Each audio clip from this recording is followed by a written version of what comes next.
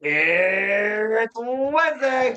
You know what that means. The Survivor Studios is back here once again, beginning our watch along coverage for the year 2025. Happy New Year, everybody. It's a new year, it's a new era, it's new content, but it's still all the professional wrestling, no matter how we may sound or feel. Welcome to the discussion, welcome to the conversation, welcome to the second watch along this year of the Super Live Studios. Hello, everybody, and welcome back once again to Super Reliable Studios. You know what this is. I am Noah Foster with Mr. Reliable, Reliable, Walter Cruz, and of course, the brainchild behind the reincarnation of all of this, and of course, leader of Saturday Shenanigans, one of the hardest working men across the entire studios.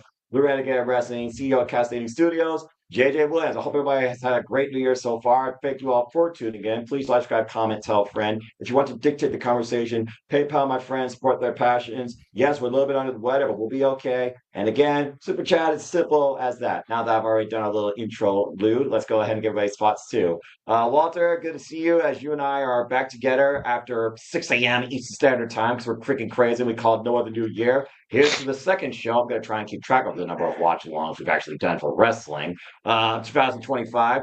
How you feeling about tonight's episode of AEW Dynamite? Fight for the Fallen.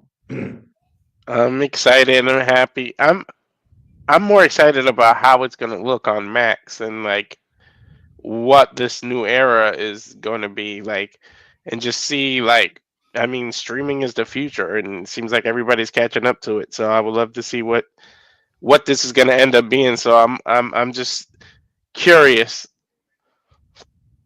Yeah, fair enough. Good to see the early birds live in the chat. My friend Gabriel Watson, of course. Good to see you. And Safety, welcome to the discussion as well. And speaking of always, good to be seeing him. Below me, of course, the Renegade Wrestling JJ Williams. JJ, first time I'm seeing you for the new year 2025 since you officially got the ball to drop on your coast. How you feeling tonight, man? AEW Fight for the Fallen, new era, and I believe you are actually using Max. I am going to be using Max this evening. It's no secret that I've kind of lost my passion over the last year for all elite wrestling. But I am very optimistic that with tonight's presentation, it's the new year, it's the first of the month, it's a 5 year. They always say that the fives and the zeros are a little bit bigger, a little bit more special. You think about when you're celebrating birthdays, and with the exception of like 16 and 21, it's always turning 5, 10, 50, 25, 40.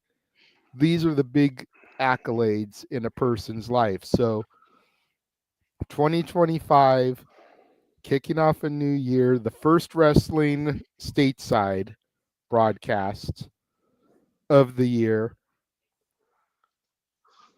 I'm optimistic. I feel like whatever the first thing is we see is going to be what sets the tone for the year. And they have the opportunity to do something very major. And they also have the opportunity to shit the bed. But I'm optimistic, man. I've been perusing the websites and the apps today. I kind of put it into our group chat. The Max app right now has, from the first Dynamite in October of 2019 through the end of the year, and they've got about the same for 2024, about October to the end of the year, with Dynamite, Collision, a few Rampages on there. They've got the 2019's pay-per-views and specials, including Fight for the Fallen, Fighter Fest for those years, All Out, Double or Nothing, Full Gear. And then the WWE went and dropped their content today. They've got the last 3 years of Raws in their entirety up there, along with select episodes from 1993 to 2001. I'm sure other stuff is going to be filtering in the coming weeks and months. No doubt. I didn't see it when I was on there, but I saw somebody post that every Royal Rumble is up there now. That wasn't there when I commented in our group. They've got little 3 to 4 minute bumper superstar bios about some of the legends and the current talent on the rosters.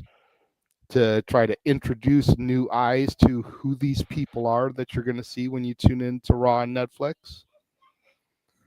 I'm very optimistic for 2025 in professional wrestling. It is a new day. It is a new year. It is a new era. Both primary companies are on streaming services now with their A shows. Yeah.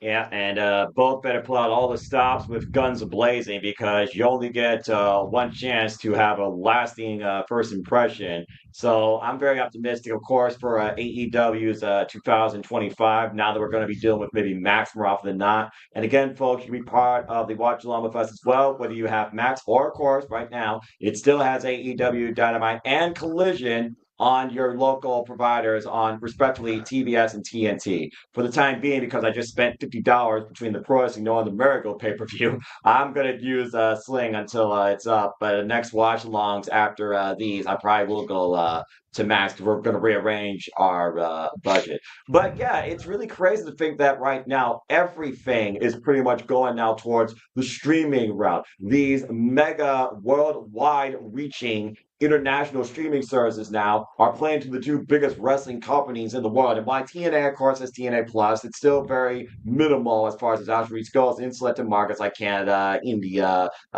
etc. And I do think that, again, people are going to consider streaming services over cable and satellite because they're probably going to be more affordable, more convenient, because you don't need a TV necessarily for them. You can even use your phone if need be, and tablets if people use those. But yeah, I think for me, when I think about, setting up a positive resolution at first impression, it is a clean slate. You don't look at what's happened in the past. You look at what happens tonight, and then you think about what happens going forward. And whether or not you fully watch along or you briefly highlight and watch along, it all comes down to your discretion. But considering also that this is the first AEW content before AEW heads over the pond to Tokyo Dome for Wrestle Dynasty and a Wrestle Kingdom, because AEW is going to have big influence there at both shows.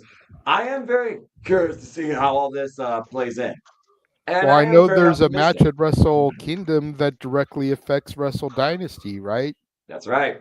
Yeah, a The couple, a title for couple of them, I title think. match to see who fights Ishii, I think.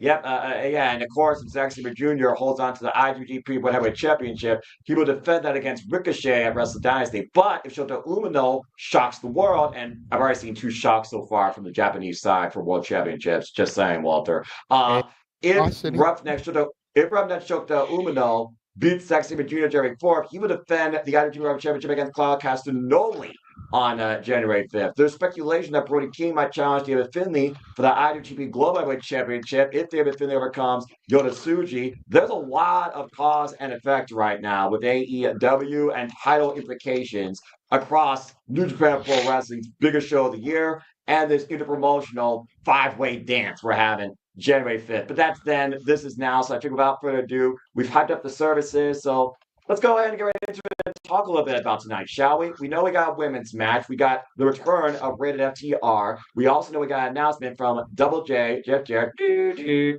And we also know, of course, we have Casino Gauntlet implications for the #1 spot in triple threat action, as well as the Hurt Syndicate taking on Anthony Bowens. Who knows what else might be put into this card ahead of the first collision of the year. And of course, what's to come at Maximum Carnage. Now the Death Rider still on AEW. So why don't we go ahead and first talk about that? Walter, since you put up that graphic, let's go ahead and talk about Double J, Jeff Jarrett. Now, JJ, you of course were on the 0 Hour with Walter. You all talked about how his match, of course, with QT Marshall, he of course beat him, and then he brought out this announcement. Now we talked about Double J again, the Jarrett's generations that have led and guided through this business. But it's also one of those things that another thing that's been happening this year as of late, people are finally putting the boots up and saying they're done, whether it's a one-off or whether it's a last year thing. We saw last year the retirement of Sting. This year we got John Cena, Michael Satomura, and potentially before January 4th next year, the ace of New Japan, Hiroshi Tanahashi. So do you think that this is Double J's swan song? And if so, what should come of it? well, last year wasn't just the retirement of Steen, but also the American Dragon as well. Yeah, and Atoshi from Pro Wrestling Nova. The list goes on and on. Please continue. Yeah, Jeff Jarrett has had a very long and storied career, and he really has nothing to prove to anybody anymore. You know, if we're being honest with ourselves, and if Jarrett is being honest with himself, he's not going to become AEW World Champion. No. He's not even going to become TNT Champion. No. Probably won't become International Champion. No. Continental Champion. No. Speed Champion. Oh, wait, wrong company. Best he can. I was trying to see if our audience is paying attention. Best that they could come up with these days would be a tag run with Jay Lethal. But even that, you know, it's highly unlikely in all likelihood, as Bossman Rift likes to say. Yeah. You know, so I see Jarrett's retirement looming. The $1 million question on my end is, does he come out tonight and say, what you saw at World's End was it? Jeff Jarrett officially leaves his boots in the ring here tonight? Or does he pull a John Cena and say, 2025 is my final year. December 31st, 2025, I will be done. And give everybody that one more year. Because while I could see him, I know he's not going to win anything in AEW. I could see him picking something up in Ring of Honor. As weird as that may be to say, but did we ever think that Chris Jericho would be a multi-time Ring of Honor World Champion? No, we did not. No. So seeing Jeff Jarrett as the Ring of Honor TV champion, or even pure champion, these things are a little bit more possible. Jeff Jarrett and Jay Lethal as the Ring of Honor tag champions, a little bit more possible. Jeff Jarrett finally wins the Owen in 2025, a little bit more possible. So I think it's going to be that situation where he says 2025 is it. December 31st will be his last day as a professional wrestler. Yeah, I was kind of thinking about the Owen again because we talked about the closure he got with Martha Hart, 25 years of just that unknown gratitude, but also I feel for you when he embraced Martha Hart and of course the brother of Owen Hart at the end of the Owen Hart Foundation tournament last year. And I feel like to me that was the last thing that really Double J needed to do in his career. But I do like the optimistic idea of him becoming Ring of Honor World Tag Team Champions with Jay Lethal, considering the legacy of the Rhodes family and Dustin Rhodes, of course, and Sammy Guevara currently have the Ring of Honor tag straps. And I think it'd be a very interesting passing of the torch as kind of moment, but also like just a Legends full circle type of respectable moment. And while Dustin Rhodes has re-signed AEW, congratulations to him. This one last ride, clearly it's never for him, but it sounds like Double J is literally ready to set up shop and close it down. So it is very unique to think that, again, what does Double J have left to do before he calls it done in professional wrestling? I don't think he calls it done in AEW because I do think he still plays a major role there, as we always see him on the Zero Hour. He's part of marketing, promotion, and no doubt in my mind, he's probably part of the booking venues because we know now AEW, we're going to notice that tonight, they're doing smaller venues. So we're going to have to really look and see how AEW shapes their overall TV product when it comes to the panoramic viewing and attendance. And I think Double J is going to have more to do with that as well. Walter, what do you think that Double J might have on his mind tonight? And do you think that any of the ideas that JJ just talked about is possibly a possibility, or do you have anything else that could be a scenario that he didn't mention?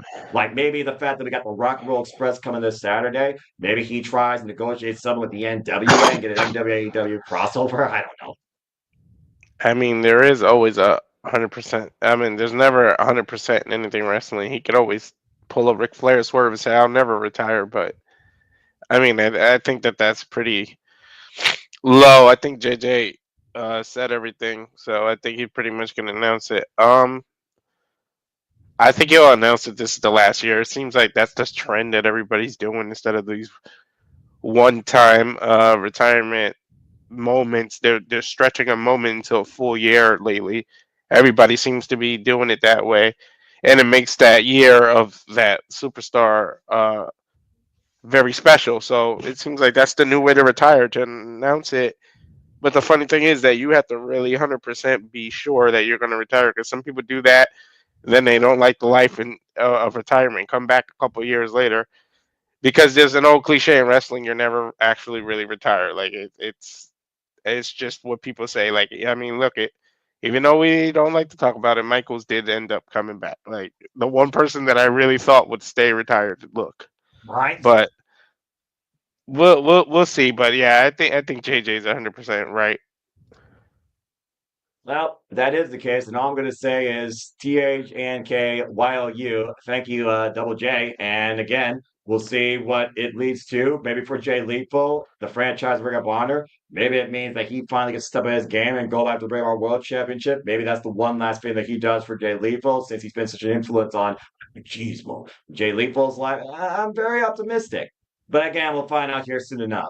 All right, well, let's go ahead and talk about some of the action. And another reason that we're going to hear is because we're going to see the rise of the House of Black once again, as the Princess of the Black Throne returns to one-on-one action for the first time since being injured last year at Dynasty after losing the TBS Championship to Will Nightingale. Julia Hart has returned home, and she has set her sights and her arrow on Haterade herself, Jamie Hayter. We saw this really pick up with these mind games and teases as late, these vignettes, but when Jamie Hayter lost with a 9-gun respectable bout to make it to Wrestle Dynasty January 4th for the International Women's Cup, Julia Hart rose and dropped to a reverse DDT. We know Julia Hart's target is clear. The motives are not that clear. In the last print vignette, we heard Julia Hart talk about how she knows how strong Jamie Hayter is, but she wants to see how smart she is. And Jamie Hayter says, if you're going to attack me to my face, come forward to the light, step up if you dare. And of course, Jamie Hayter right now, she's just trying to remove all obstacles on her way to get back to the AEW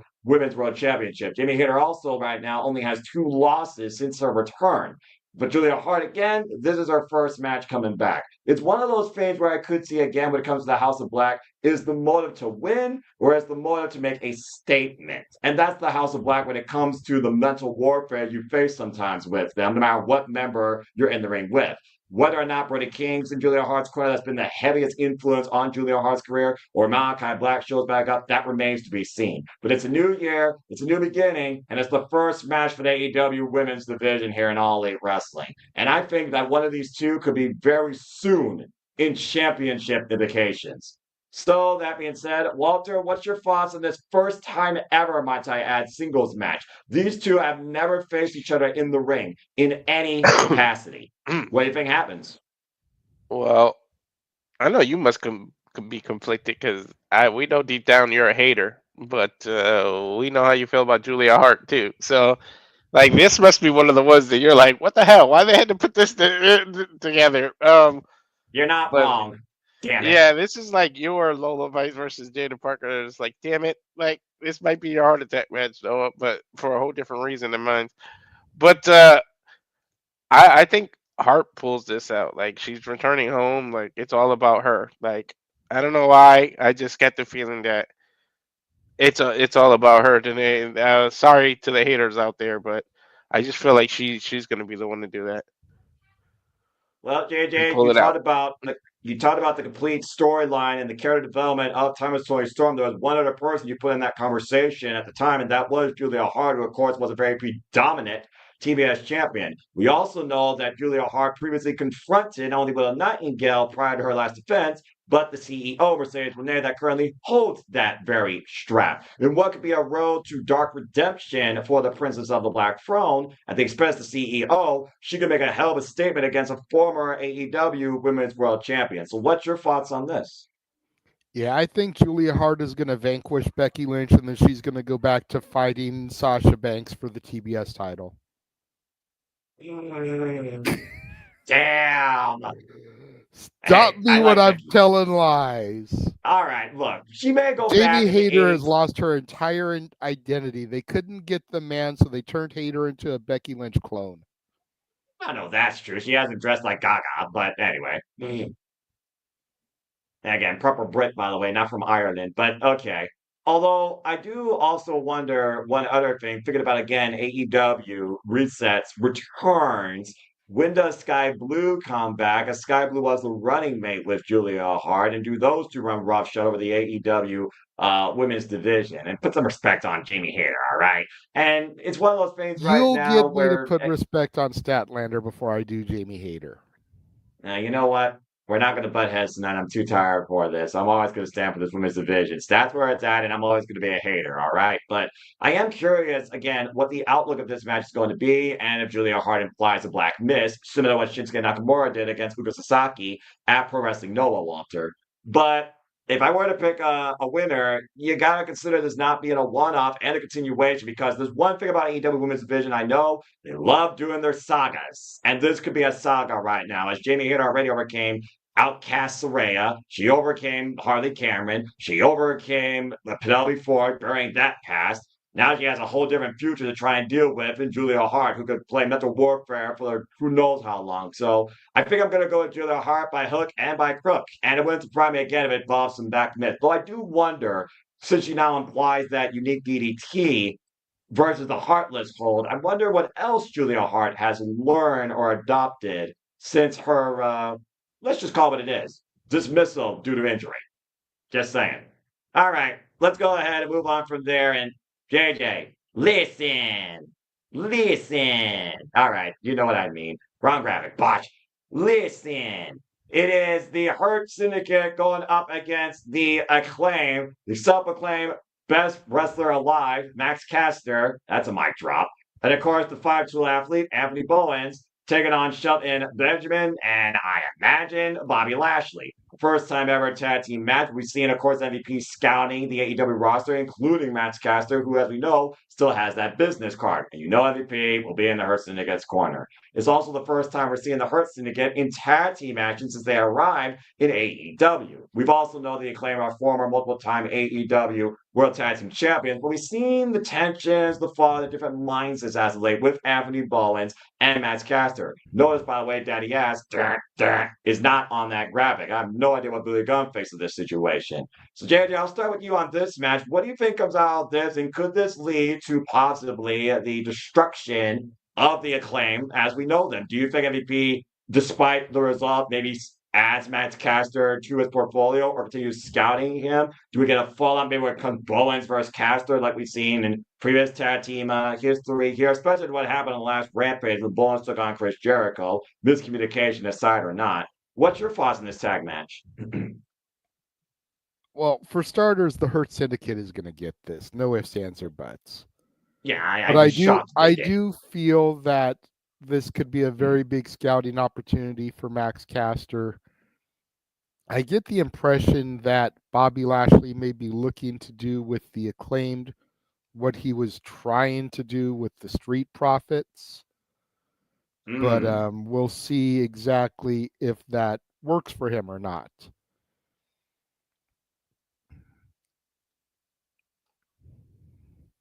All right. Walter, again, we talked about the Acclaim quite a bit. We saw what happened when Anthony Bowens took on Chris Jericho the last Rampage. Interception, miscommunication with the Ring of Honor Championship, cost him against the Web that night. And Max Caster, the last time he was in singles action, Swerve made a personal statement, squashing the man in less than 5 minutes. So we know the Acclaim also had fallout at Full Gear when they failed to capture the tag team championships in that fatal four-way. So what do you think comes out of this tag bout? What's the name of the app that's debuting tonight? Max. What's the name of the kid's superstar that's part of the Acclaim right now? Max. This is a showing for him. There's a way for him to join the Acclaim. This is just something has to happen big. You're making a big debut. You got to do something. So Max is on Max. Yeah, when's damn it.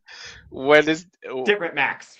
When you're gonna break a team up and you're gonna do something and you're gonna break somebody's heart and you're gonna join an elite group like this, why not do it on your debut episode on an app that's literally named the same as the superstar? Like, I think that's where this is heading. Obviously, the Hurt Syndicate is going to win this, but it's more about the turn that's going to come. It's more of the aftermath. Yeah, and I do think that Daddy Yaz is going to have to play interception either tonight or after an exclusive because I do think we're going to use scissors and cut it up a different way than that with the Acclaim after the match itself. All right, it goes beyond the match. It goes beyond the decision. And again, Max Caster, he's got a bit of an ego right now, and he hasn't had a lot to back it up besides MVP kind of guiding and endorsing him, giving him that business card. So we'll see. All right, well, moving on from there, JJ, it's whatever with Cowboy Shiznak. It's him and Adam Page versus Pretty Sweets Orange Cassidy after the fallout from World's End. I'm not exactly sure what's going to happen here, considering neither men were involved in the decision as Switchblade Jay White was pinned. We know Hangman still as unhinged as ever, and Orange Cassidy, he's still on that crusade to make sure John Moxley loses the AEW World Championship, whether or not he becomes champion. Here, both men right now, they need a reset. Maybe one needs a freaking break, beach break. I don't know. But this is one of those matches that also is not one of those that's unstrange to those that watch AEW as long as I have. But I do wonder if Christopher Daniels no longer being an EVP, wink, wink, and considering he supports the Hangman, could we see Christopher Daniels in Hangman's corner, and could that influence the decision of this match? So, Jared, what do you got to say regarding this singles match? I think they've backed themselves into a corner with this because neither man can afford to lose. Exactly. Orange Cassidy is one of the guys in the foreground fighting Mox and the Death Riders. Correct. He can't lose if he wants to be a serious threat to Mox down the road. Hangman is still kind of just there ever since his feud with Swerve. You know, not really sure what he's getting into. Does he care what the Death Riders are doing? Does he not care? He's just kind of that rogue bounty hunter, you know, up for the highest bidder. Neither man can afford a loss here. So it's like, do you schmoz this on your first episode of the year? Build it towards either Wrestle Dynasty or Grand Slam in Australia and have a bigger blow off? I'm not sure. Like, this is the match I am the least interested in, and I actually enjoy Orange Cassidy. So that says a lot to you because I don't know where they're going with this. That's fair. And again, this is a first time ever one-on-one matchup. These two have faced off against each other, though, countless times when it comes to Casino Gauntlet and multi-person situations. Case in point, what just happened at World's End in that Fatal 4-Way. And again, even though he's not involved in the championship picture right now, you do wonder if Orange Cassidy can still be that influence on John Moxley's title run to try and stop him from holding AEW hostage. Because as long as he has the title, he has the position. That being said, we're about to head into AEW Dynamite, so let's get ready for the first Dynamite of the new era. As I got TBS up, and I have nothing but a preview trailer on right now. What the hell is Blind Frog Ranch? That's a Discovery thing. That must be a Warner Bros. Shared property. I'm watching it on Max got a too. black screen. I got this event is starting soon. Okay, now I've got a brand new intro. I got a black screen. I just got the I'm intro. so excited, really. I'm looking at a new stage. It is. Okay. I'm so excited. I wonder if this is just for Max. I don't know. We'll find out. And Shaq was just on my screen. I'm so excited. What the hell? Yeah. Wow. Okay. I like it. I think JJ and I both need to pause for you, though. I think you're the furthest behind. Yeah, definitely. Hey, I'm all right with that. I'm listening to this song and I like this jam. And we are inside, and look at that small packed arena for it is Wednesday. Welcome everybody to the new era officially. This is AEW Dynamite Fight for the Fallen from Asheville, North Carolina. Welcome to the discussion. Welcome to Simulable Studios. Walter Cruz, Jenny Williams, Noel Foster on the call. Welcome to AEW Dynamite on TBS and on Max. Hello, everybody, and welcome once again. I hope you enjoy the conversation and reactions. We are officially in a new year. It's a new era. We have entered in the era of streaming. There is our Continental Champion, successfully defending his title, Kazuchika Okada, who, of course, beat Will Ospreay in the finals, but was confronted by a ghost of his past in Kenny Omega. And, of course, coming tonight, we got a trios match, Freedom Returns, Rated FTR, the Radar Superstar, Adam Copeland, Taz alongside FTR to take on the Death Riders in trios action with Yuta, John Moxley, and Claudio Castagnoli on a stacked skull as we are here for the mother of all simulcasts. We know we also have Jamie Hayter versus Julia Hart as they do the rundown right now. And of course, the Hurt Syndicate, Shelton Benjamin and Bobby Lashley will be in tag team action against the Acclaimed. Someone's about to get hurt tonight. It won't because of scissors. And we know we have freshly squeezed Orange Cassidy versus Hangman Page one-on-one for the first time ever. And that is our first match to kick things off here. So, gentlemen, are you ready to go tonight? You got a Let's match do already? this. I'm getting a World's End hype package. I'm getting an exclusive. We're getting that now. Yeah. Like Of you course, said, we Walter, saw you're where- going to need a pause. I paused it on Okada, so as soon as I heard him say that, I unpaused. And of course, John Moxley right now giving another promo as he's done weekly. Again, talking about his position, his statement here in AEW. Talking about, of course, how he won at World's End, put out all those fires.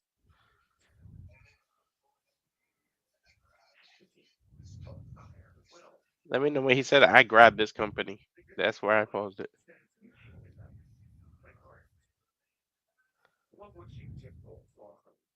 Talking about Rena Shafir, of course, being a woman of integrity. This company, this terrorization by the strap. Dread for safety through a pandemic. Yeah, he was the champion during the pandemic.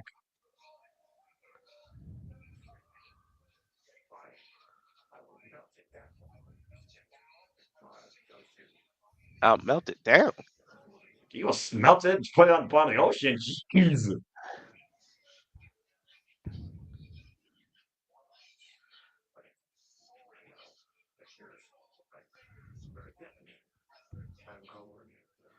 That's about Adam Copeland. Yeah, we're pretty much synced up. You might be a fraction of a second ahead of me, but it's alright. Almost feel like it's 40. We'll figure it out, guys. It's all good. He's the king.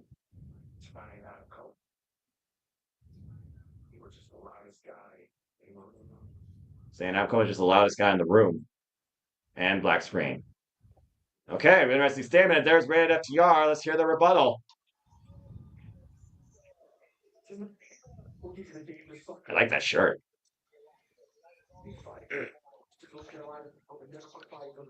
Turning about, of course, North Carolina, people didn't fight for themselves during, of course, those hurricanes. And again, to all those that are still affected, I want nothing but the best for them in recovery.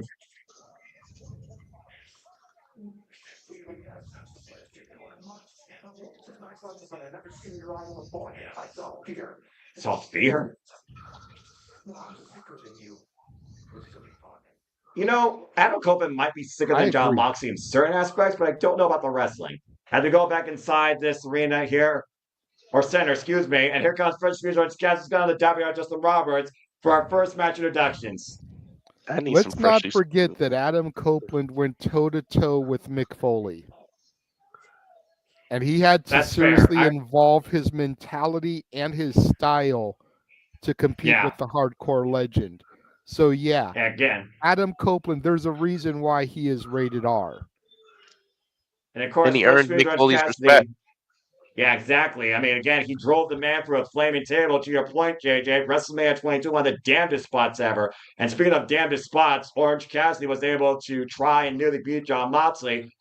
As we're seeing here in the replay, took 3 orange punches to finally drop the AEW World Champion, and he would have won it if it wasn't for Hangman Page pulling the referee out of the ring.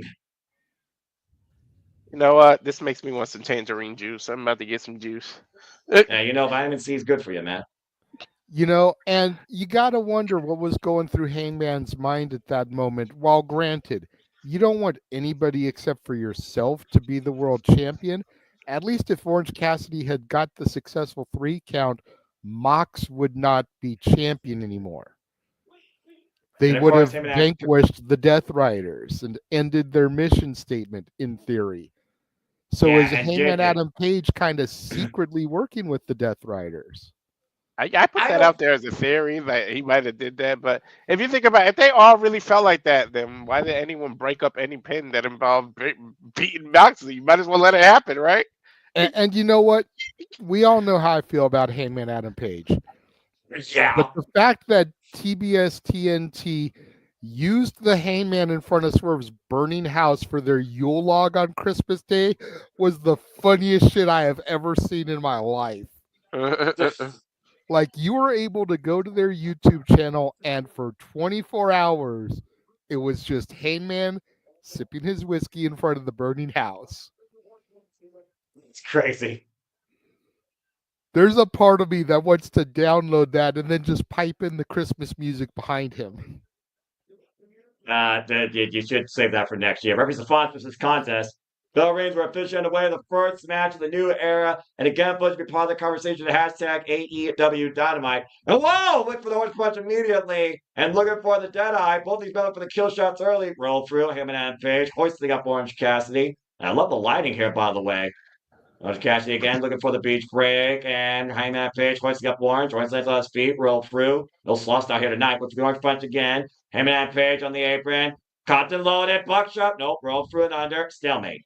Woof. What's up with these two? They're really trying to finish the match like instantaneous. Well, again, they've never faced each other one-on-one, but they studied each other so well. We're looking at 2 AEW originals here, by the way, guys. Starting things off here in the new era, by the way, in this first match. Keep that in mind. They're both day one. Orange Cassidy rolls to the outside, Hangman out to follow him. And Orange Cassidy might have caught Hangman. Look at the single leg. Roll up. It's a 2 count. Big forearm smash. And of course, the next time AEW is on pay-per-view, folks, will be AEW Revolution from the California area. Stay tuned for our coverage on that. Big right hand by Hangman. His forearm. Right hand right across the jaw. Ooh, vicious chop by the Hangman. Yeah, right. An Irish whip. Orange Cassidy throw in the corner. Another clothesline follow-up by Hangman Adam Page. Drops Orange Cassidy. And of course, you guys can be part of the fun here as AEW New Era here. Whatever simulcast now stream it on Max. You get AEW Year One shows and special events now with your Max subscription. Belly to belly. Big belly. Hook of the far leg. It's a 2 count. Looked like Hangman had a bit of a stutter step there. Didn't get all of it right off the get. Yeah. Well, we did talk about Hangman Adam Page still being a bit unhinged, and that might be affecting his judgment here a little bit. Knife edge chop again. We also got to hear the wear and tear of both these men since World's End on Saturday. Fan in the crowd with the Book Athena sign. Definitely agree with that. Freaking Ring of Honor Women's Champion for over 2 years. Barely wrestles on AEW television. That's because she owns ROH. And of course, she will be at Wrestle Dynasty in that International Women's Cup Fatal 4-Way on the kickoff. Yeah, don't get me started on that. I'm kind of hot about that. I don't blame Not you. about It's her all right, participation, but the fact that first ever interpromotional International Women's Cup match is a pre-show match. Yeah, it kind of feels like the Rambles basically treatment here. And again, Orange Cassidy sent into the barricade by Hangman Adam Page. Both these men on the outside. Hangman Adam Page, former AEW World Champion. Orange Cassidy, 2-time former AEW International Champion. Oh, jeez. Jericho's the ROH champion, and I have to see him every damn Dynamite. I'd rather see Athena here. Right? Please do not bring up Jericho's name. I don't need to see another Jericho minute. I'm just saying. But he is the learning tree. And Hangman telling these fans in Asheville what he thinks of him being number 1. Yeah, different form of number 1. And again, reference to Fawn Smith starting his 10 count here. Bowman on the outside. Body drop by Orange Cassidy to Hangman Adam Page. Huge back body drop. And again, Cassidy now in the driver's seat. Hangman taking a seat in the corner. Orange Cassidy mounting the Hangman. Looking for 10 shots here. Good crowd on hand. Sold out venue, it looks like.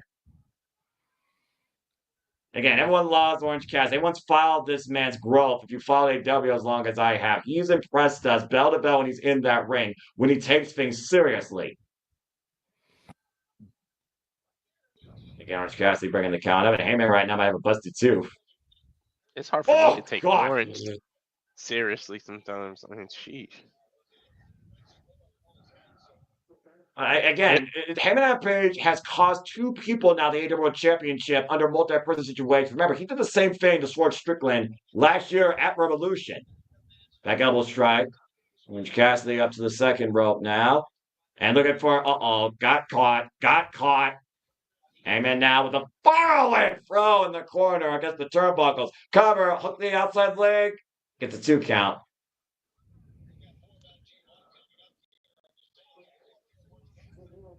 It's one of those things right now. You look at John Moxley, you hear his MO, you hear his vision there. He talks about how no one will see that title. If he has to burn that title, stick it to the bottom of the ocean to prove his point, he's willing to do that. Every time you think you have the Death Riders number as far as world champion goes, there's always a plant cover, 2 count. There's always an additional body. Big PK Orange Cassidy. Jesus, almost a shining wizard of sorts. Yeah, nearly took Heyman's head off, up and around. Tilt-a-whirl DDT denied. Heyman hooking up Orange Cassidy. Against Coleman Stone Millionaire. Momentum carrying the outside. Exactly. And Orange Cassidy right now, he might be looking to follow Heyman to the outside, off the ropes. Looking for the tope.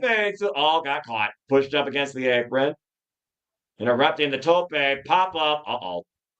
And Heyman hoists up Orange Cassidy, looking for an apron bomb. Orange Cassidy flying back. And again, Heyman catching Orange Cassidy and a faraway throw on the floor.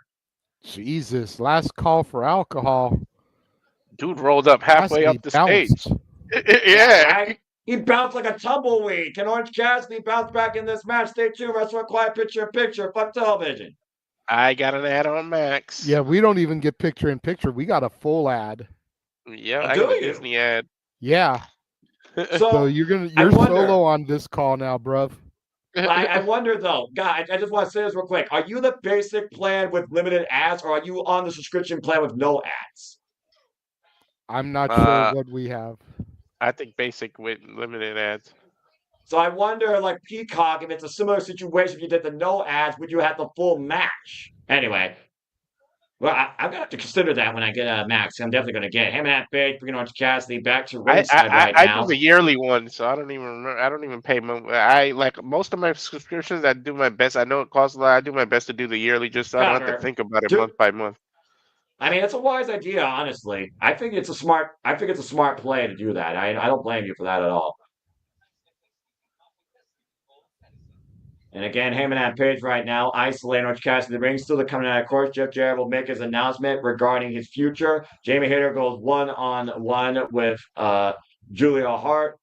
And of course, we have rated FTR taking on the Death Riders here in trios action. And the Hurt Syndicate and tag team match against the Acclaimed and a Casino Gauntlet triple threat. Oh, Death by Driver. Cover 2.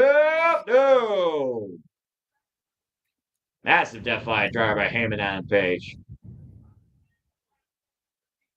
So, next time we cover AEW, which I think we're covering Collision, we're going to have to see if that holds up for Max on a different plan. And again, there'll be a 3-way triple threat for the number 1 spot for the Casino Gauntlet between Swerve Strickland, Roderick Strong, and Switchblade Jay White. With a winner of the Casino Gauntlet match next week, JJ and Walter, on Dynamite, will get a guaranteed AEW World Championship match at Maximum Carnage.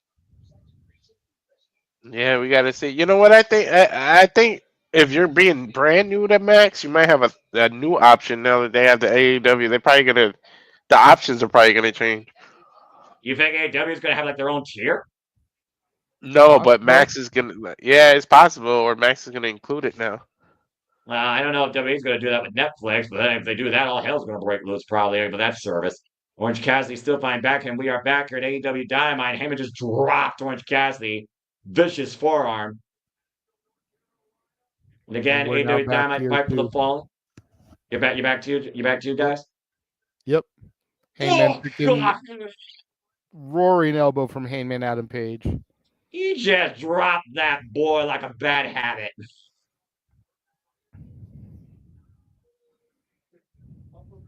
If we're talking about the strengths of Heyman and Adam Page, you don't engage the Heyman in a striking contest. And Orange Cassidy's taking a seat, laying down, avoiding contact with a buckshot lariat. Smart move. Yep, got him well scouted. Yeah, classic The Orange Logan Cassidy lariat. again. Throwing his opponents off their game. And Heyman Page in hot pursuit of Orange Cassidy, just a massive cowboy boot against that LED barricade. I don't think that little girl's a big fan of Adam Page. She... Tope's let's see that Orange Cassidy finally drives Heyman into the barricade. I cannot believe they freaking bought. I'm so excited for the freaking theme for Dynamite, just like they brought back Elton John Saturday night for Fighting for Collision. What the hell, Tony Khan? Thank you for your amendment. Hopefully it was a one shot just for the premiere episode, because I'm so excited as your theme song for a weekly wrestling show. I don't know about that, bro. That screams B Company. It's a little bit weird if you ask me. I'm just saying. If you were an exercise video, okay. Wait. Hold on. But like I said, for the first episode, I can see it because it's a brand new era. It's the premiere. Huge drop kick from Orange Cassidy, hands in the pockets.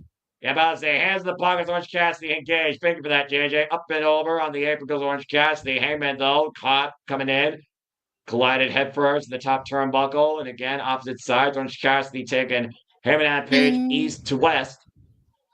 You would think, like, we're going to do a karaoke with the word something. They would pick a song that has the word max or maximum or something in it.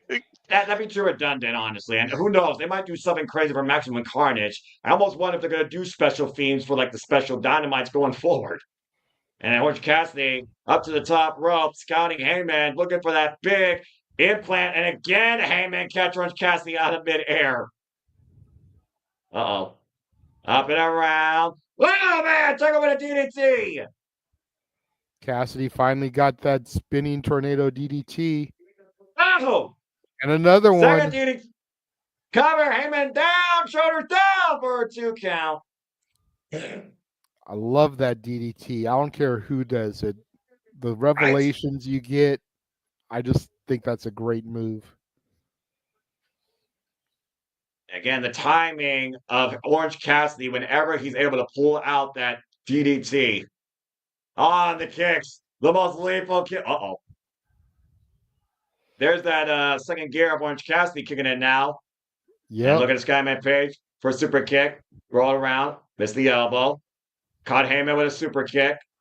Oh, and Heyman a clubbing lariat. Uh-oh. You were calling for it earlier, JJ.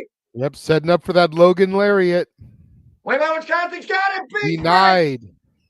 Cover 2. No. Damn it. That was like a hell of a counter. That's like the third or fourth time he's going for this lariat already. Well, I mean, to be fair, if he hit that buckshot lariat, you almost would have to call this one over.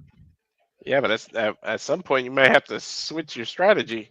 Yeah, serious. Like, if you keep going for it and you keep getting denied it, stop going for it. Orange Cassidy. Looking for the orange punch. Him and that Page. Looking for Orange Cassidy. Dead. Orange Cassidy roll through. Shoulders down. Gets a 2 count. Able to kick out again. Orange punch finally connects. You want to talk about finishers? Second orange punch. The Heyman stagger dropped to his feet on the apron. And Heyman out of the ring again. Catch Orange Cassidy running with the boot. Orange Cassidy running and going. Another massive orange punch. 3 shots. Oh, wait a minute. Heyman up and over. Bam! Logan lariat connects. I knew he was going to turn that into that. Win. It was kind of obvious that the fact that he landed on the apron like that that's where they were going to go. And again, kudos to him and that Page for enough. He's not done. Oh boy, come on! You beat the man. That's enough. Well, I wonder if somebody's going to come out and have Cassidy's back. Well, I mean, we know he has the conglomeration, but I don't know if they're going to come out here against the Heyman at this point. Looking to hook up Orange Cassidy for another Deadeye! Decisive Deadeye. And Heyman hanging on. Deadeye again! Damn, he's making a statement. And the stab of the referee corner, Christopher Daniels, the only man that's been trying to talk sense in the Hangman. Oh! Damn. Wow. Hangman knocking down the fallen angel. Well, he's not an executive vice president anymore, but you would consider him almost a friend of the Hangman. I guess that went out the window. And all this is proving that he fits more and more into Moxley's state of mind. Like he could be working with him. He's so unhinged.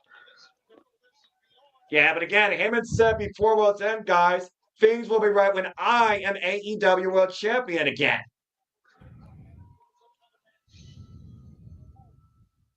Well, now Heyman cost Orange Cassidy.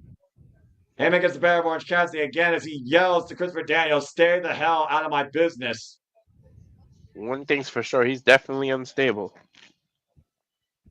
I'm going to go on a limb course, here, Nightmare- Noah. You're I right. think we're going to get somebody winning a match with those revelations into the DDT before we get a winner with a Blue Thunder Bomb. All right, we'll see what happens. We'll see what happens. And of course, Switchblade Jay White was mere seconds away from also winning the AEW World Championship, neutralizing every Death Rider, including Marina Shafir. But of course, faced with a Yuta, Jay White was not only stopped, he was pinned.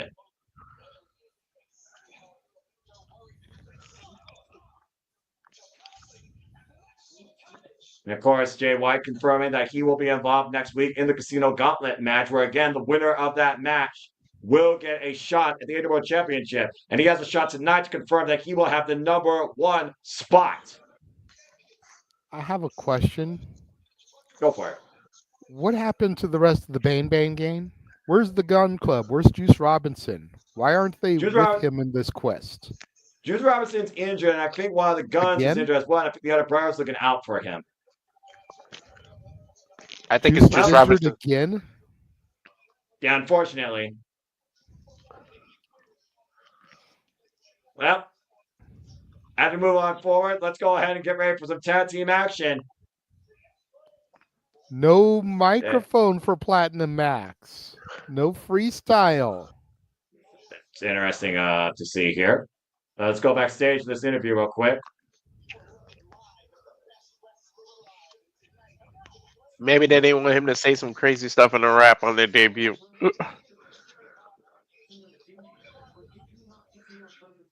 Asking about if he hit him by purpose with that belt. Oh boy.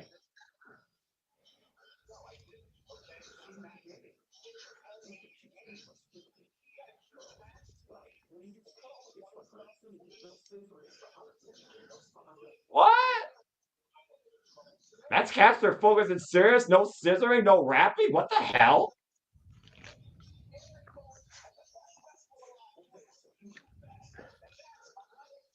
It looks like Max Caster, JJ, taking a more serious approach to this new era, considering who he's facing. Something tells me that was MVP telling him, "Yeah, right. If you want to be taken serious, you got to stop that." Like, again, MVP talking about how he sees this young, hungry crop of talent here, but they're lacking coaching and discipline.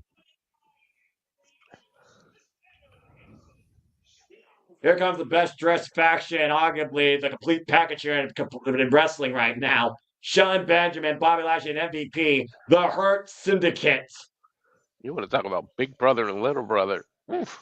You're right. And I'm still saying something, Jada, considering Shelton Benjamin is 49 years old. Yeah, for real. The hell? For real. JJ, would you argue that this is the best condition and shape and showmanship we've seen Shelton Benjamin in his career as of late, since arriving at AEW? Yeah, I would say compared to his Intercontinental title run, absolutely.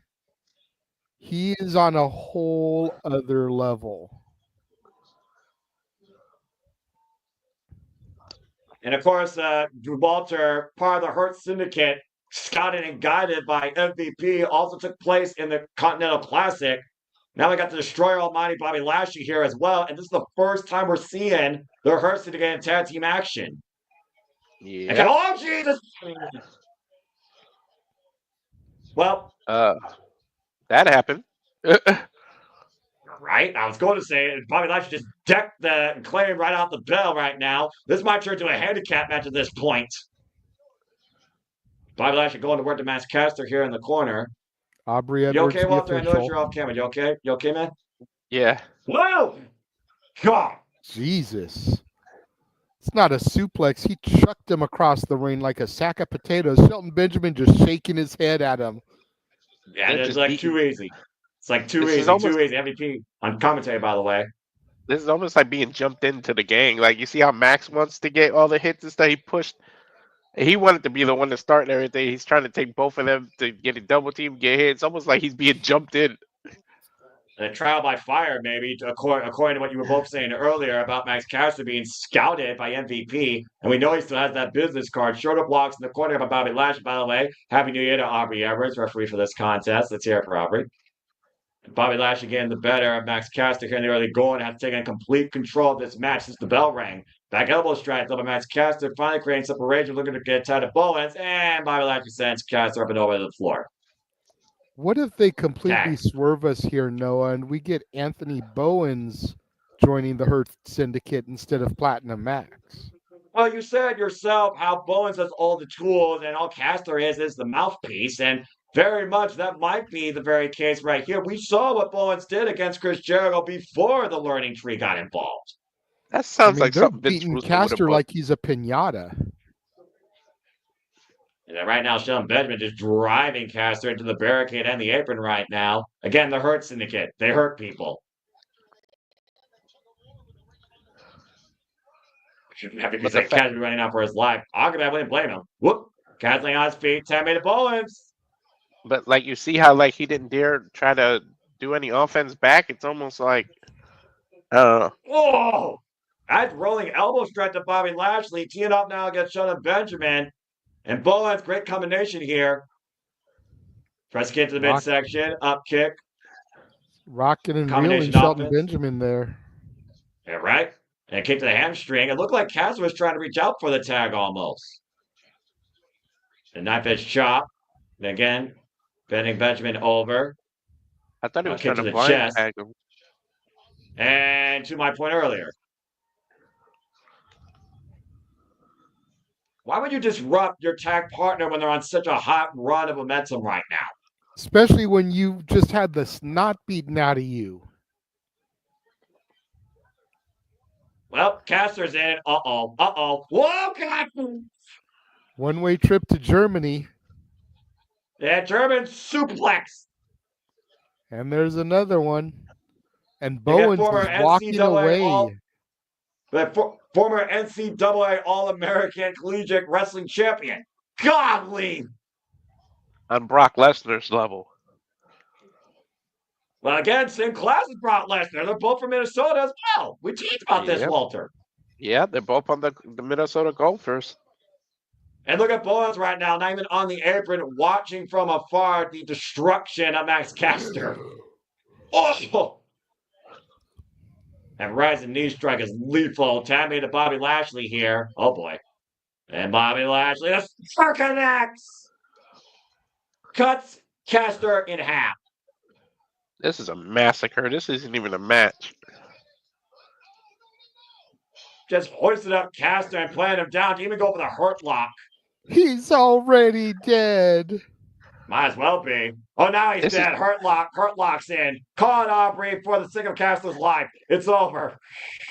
This was just a sacrifice, not a match. Hey, you said yourself he sacrificed himself in that madness. He wants to prove to them.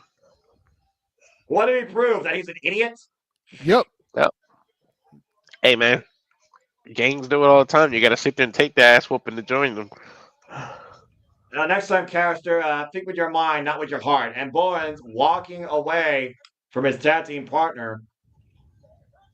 And we talked about before, new era, changes are bound to happen. We may just saw a change in the tag team division. Wouldn't be mad at that. Let's go. Let's get them the tag straps. We go backstage to Swerve Strickland and Prince Nana. Whose house? Run's house. Ah, damn you. I don't know what that family's up to anymore without that show. That's a good point, actually.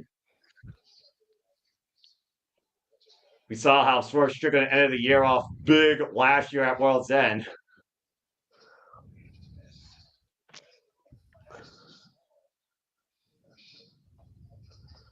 Swerve's house.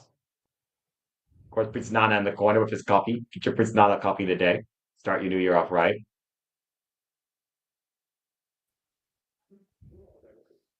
Oh, that's right. He's never been in a casino gauntlet, so this would be actually interesting. I never even thought of that until he just said that. Yeah, right?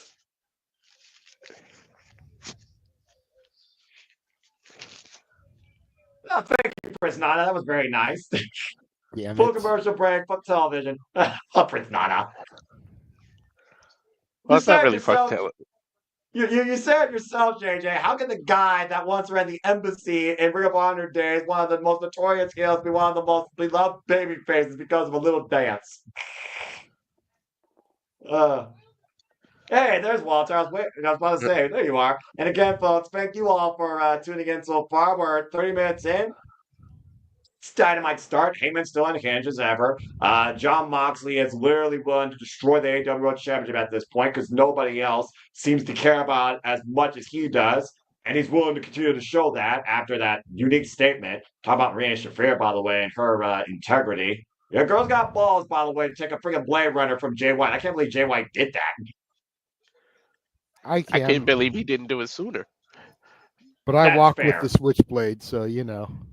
Well, again, Switchblade Jay White will be in triple threat action against Roderick Strong and against Swerve Strickland. The winner of that match will get the #1 spot in the Casino Gauntlet match next week, because the winner of that Casino Gauntlet match next week will be the new #1 contender for the AEW World Championship and will challenge John Moxley for the title at Maximum Carnage in Cincinnati. So pissed off I won't be there. It's all right. It's all right. It's all right. And of course, folks, we'll be covering Maximum Carnage here at the Super Reliable Studios. For those that don't know about Casino Gauntlet matches, by the way, allow me to educate you.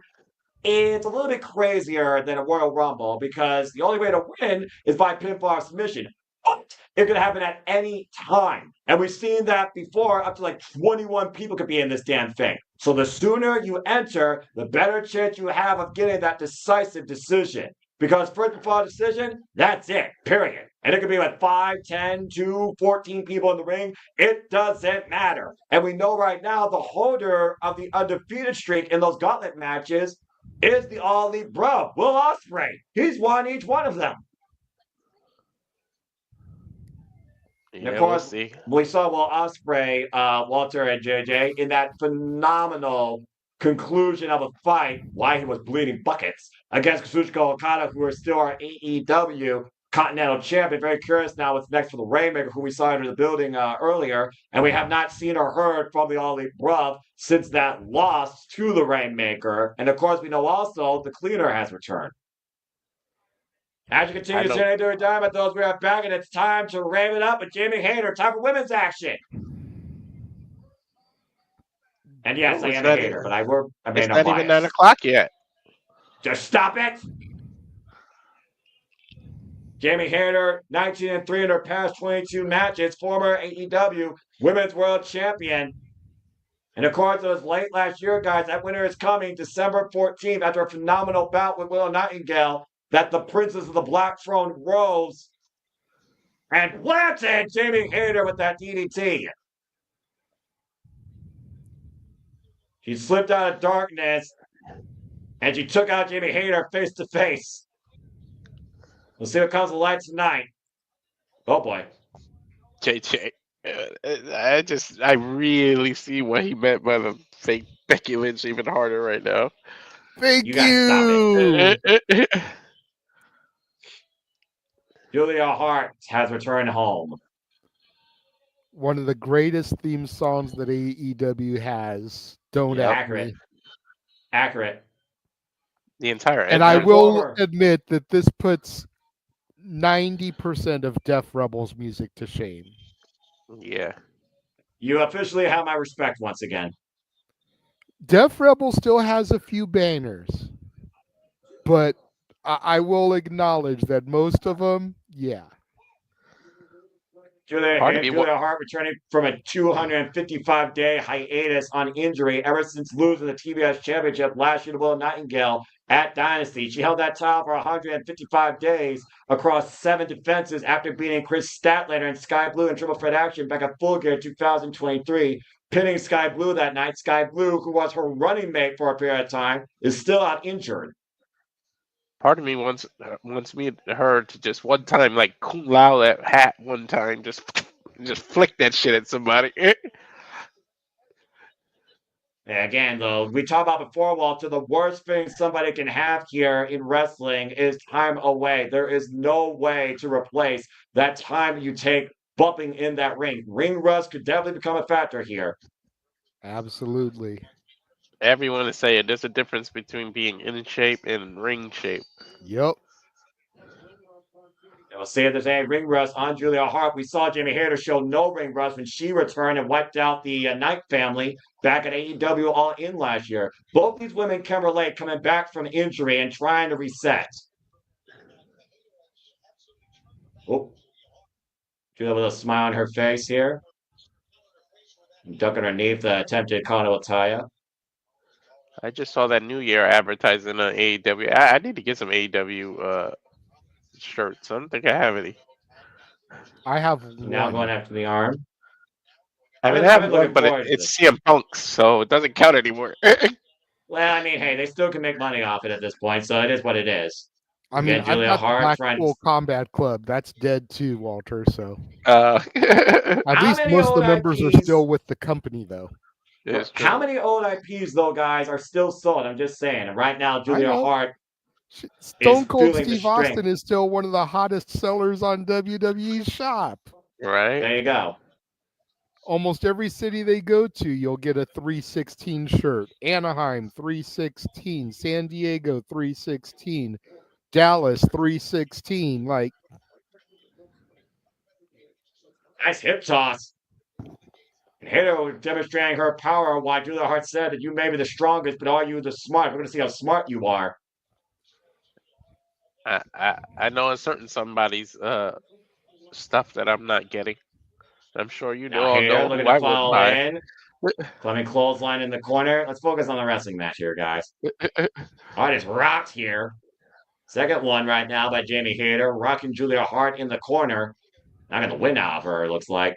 Get old. I almost Big feel elbow like by Julia Hayter is Hart. Clubbing taking it shots. easy on Julia Hart here. I mean, again, when you're Jamie Hayter, all bets are off, all right? Especially when you try all these tricks. Jamie Hayter is not for your mind games.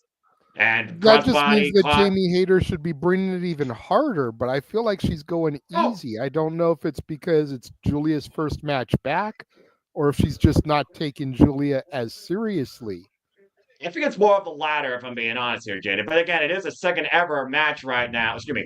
I don't know. First ever match with these two, by the way. First ever time these two have faced each other in AEW in any capacity. Julia Hart taking advantage of Jamie Hayter just driving her down the steel ring steps. Will Hart rise to the occasion tonight? Will Jamie prove that she's not only stronger but smarter? Stay tuned, Restaurant Client, picture in picture. Fuck television. Julia Hart right now scouting Jamie Hayter on the outside. The House of Black so dangerous and violent with their opponents, using the environment to their advantage.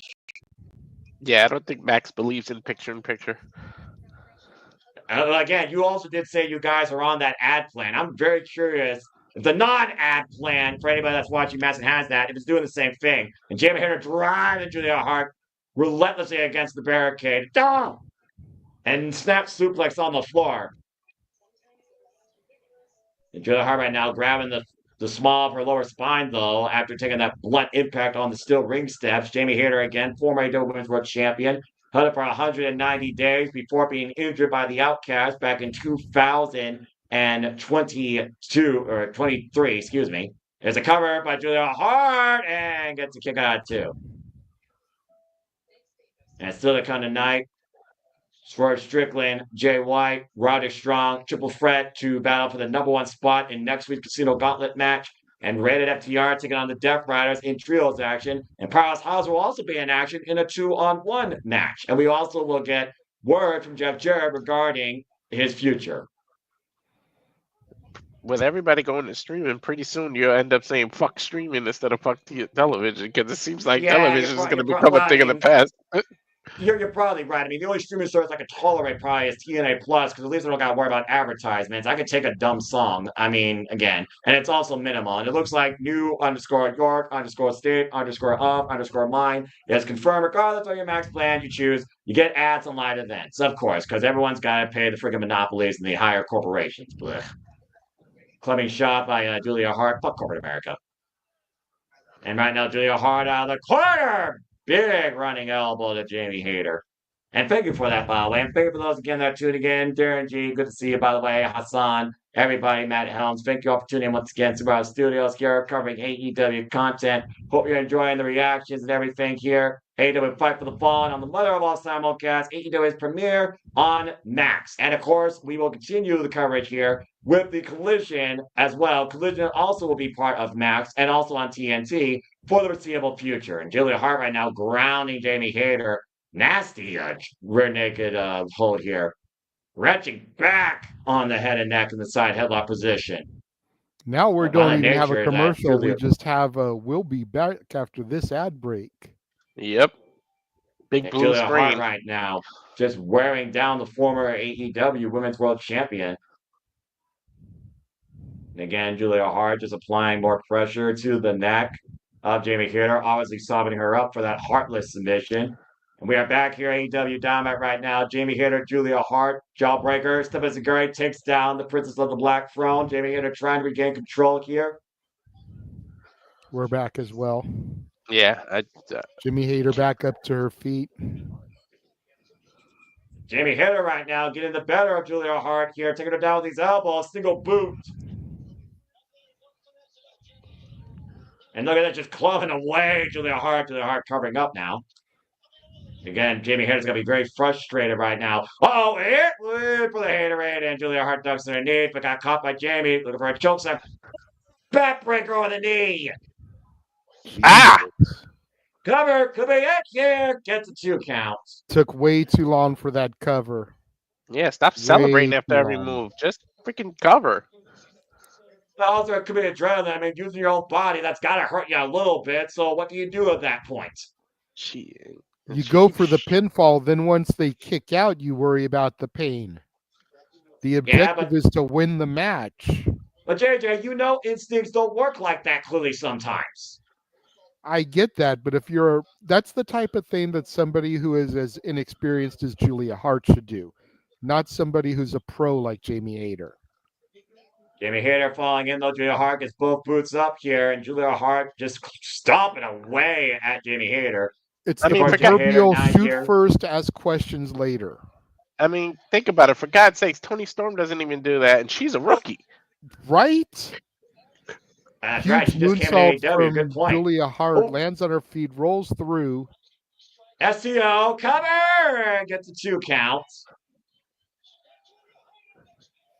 And again, Julia Hart's been concentrating on the neck of Jamie Hayter. That's a great submission technique being used here in this match by Julia Hart. Obviously looking for that heartless lock. And again, the power of Jamie Hayter, though, hoisting up Julia. While she's holding on to her. Jamie Hayter, Julia trying to fight back, trying to bring Jamie down. And Julia, though, trying to readjust position. Freeing the one arm. Trying to hyperextend the other one. And she's got that left arm trap, almost like a modified cross arm breaker. Oh, wait a minute. Nice job by Jamie Hayter readjusting Julia Hart's position. Double eye driver over the knee. Sliding lariat. Cover. Hook the far leg. Kick out 2. Woof. That's a mean lariat, though. She would be proud of that. Is Hayter bleeding out of the mouth? Yep. One of those back elbows from Julia probably caught her a little bit. Yep. Yeah, but you know what happens when a wrestler tastes and feels their own blood. It changes them. Sometimes for the worse, sometimes for the better. And again, Julia Hart's still very much in this match, but she is enraging Jamie Hayter. Hey, it turned Becky into the man. Let's see what it does for Hayter, right, JJ? You guys stop that. Clubbing shots now by Jamie Hayter. It's Julia Hart. Suspended across the top turnbuckle. Working the midsection, sends Julia Hartman over. Julia finds her footing though on the apron, and now Jamie Hayter climbing up in the corner, out to the ropes, and might be looking for. Oh my! Oh, she hit the back of her head hard. Oof. Yeah, Julia Hart swept out her legs and caused her to lose her footing, and she landed badly in the ring. Aubrey right down to check on her.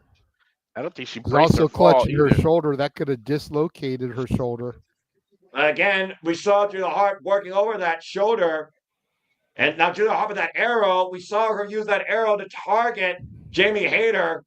And Aubrey That's just Edwards a distraction. removing the arrow, thankfully. Oh, the mist! The mist! The bloody black mist! The referee didn't see it. The cover by Julia. Julia Hart wins! And look how As Hart. well she should. You go, girl. You see how smart Hart was to cover her face so that Aubrey doesn't see the spray? Exactly. Great She point, barely Walter. got any of it on her, too. I mean, if you notice, Julia barely has any on her. Yeah. Usually Yeah, the mist exactly. leaves a She got it, residue on but- her. And Yeah, look but at look at Julia. Look at Jamie Hayter, literally sporadic at ringside. That was right in her eyes. Julia Hart wins her return back to AEW. Once again, the house always wins. Yeah, someone get water for Jamie Hayter's eyes, by the way. Jeez. Julia Hart proving her point earlier, saying that Jamie Hayter may be strong, but I am smarter than you, and she proved it tonight. so glad Julia got the victory in her first match back. Yeah. Yeah, I'm not gonna lie. That was a very good match. Again, very smart wrestling by Julia Hart, working the shoulder, finding an opportunity, and then blinding Jamie Hayter for the quick pinfall. And to use the arrow as a distraction. Again, sometimes all you need is 3 seconds, right, Walter? How many times you said that? Yeah, especially last night. Or this And of morning, course- technically. And of course, right now we're looking back at the Continental Classic and the fallout with two former brothers, of course, Will Ospreay and Kyle Fletcher. The Polar Star getting the better of the All Elite bruv back at Full Gear. Why he destroyed Will Ospreay at World's End. He was unable to beat Will Ospreay, who punched his ticket to the finals. Now makes it 1-1 with both Will Ospreay and Kyle Fletcher. Will we see a rubber sooner rather than later? Stay tuned as we got a full commercial break. Fuck television. Well. Again, JJ, you kind of called it. Julia Hart got the win by hook and by crook. That's right, because she doesn't fall to faux wrestlers, fake Becky Lynches. All right, you need to put some respect on Jamie Hayter before I really do engage in a on your ass. All right, we're just going to become a fallout like Aubrey Edwards. You're trying to start something new. You're trying to start a new rivalry here. If y'all want to hear Noah 2024. Rand super chat, Stop it. Stop it. I'm trying. My resolution is to be more calm on wrestling calls and not be triggered. All right? You all will not. just wrestling not- calls. Sounds like you're already failing that. What? It sounds Just like you're already wrestling calls? failing that. Yes. Wrestling calls. Okay. As I said, wrestling calls. Okay? I'm I not. just wanted clarification. Just wrestling calls. Okay. Yeah, exactly. So you still can get triggered during karaoke. Oh, yeah, fuck yeah. I'm going to be as unbiased and honest with my cause and integrity of professional wrestling, no matter what I think of the actual character or person, versus y'all. Y'all could be as, biased and as metaphorically, comically cynical as you want to be, but I am not going to be triggered by y'all's tomfoolery. I am not. You know what? Anyway. No, I think you've got to give it to us. For as long as there have been babyface and heel announcers in professional wrestling, I think you've got to give it to us here at the Simply Reliable Studios team.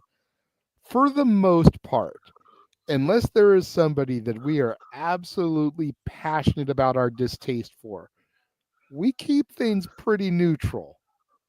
You do.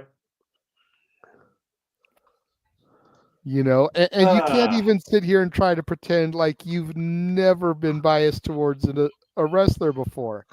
Until the Owen last year, your stank for Jeff Jarrett was palpable. Yeah, so was Chase U. Okay, I know that. So, like, you're not completely innocent of it. No, I know I'm not. I accept my faults, but I'm trying to be better, all right? And I'm not gonna let you all trigger me. But I know I am gonna be triggered by the fact that this new year, new era has begun quite well, in my opinion, for All Elite Wrestling, and will continue with Max having Collision as well. And stay tuned, folks. We'll be covering Collision on TNT and Max in the very near future. I don't know if we're doing this Saturday, though. I don't know if that was decided because that was a normal Collision episode. But we'll see. There was no decision. We may have an off-air conversation about it because if we're gonna do it, the first episode seems like it might be worth doing, and then just wait for specials. But yeah, exactly. We'll converse about it off the air. You know, we know we got Homecoming because that's always something special. Speaking of something special, Kazuchika Okada accomplished something very special. He now has won 5 major round robin tournaments, the same as Mr. August, Masahiro Chono. But look who returned home at World's End to confront his ultimate rival and pass off the title. Kenny Omega, Kazuchika Okada, AEW. I hope they don't make us wait too long to get this one-on-one.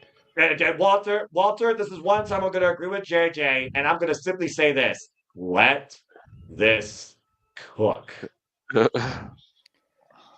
don't want to wait forever, but you also don't want it to.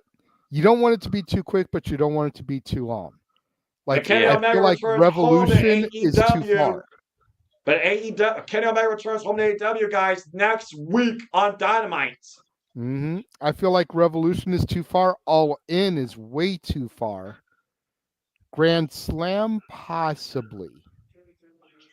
I don't think you can really make them wait much past Grand Slam. Oh, wow. Okada promo. Bitch. Nobody disrespects Kazuchika Okada.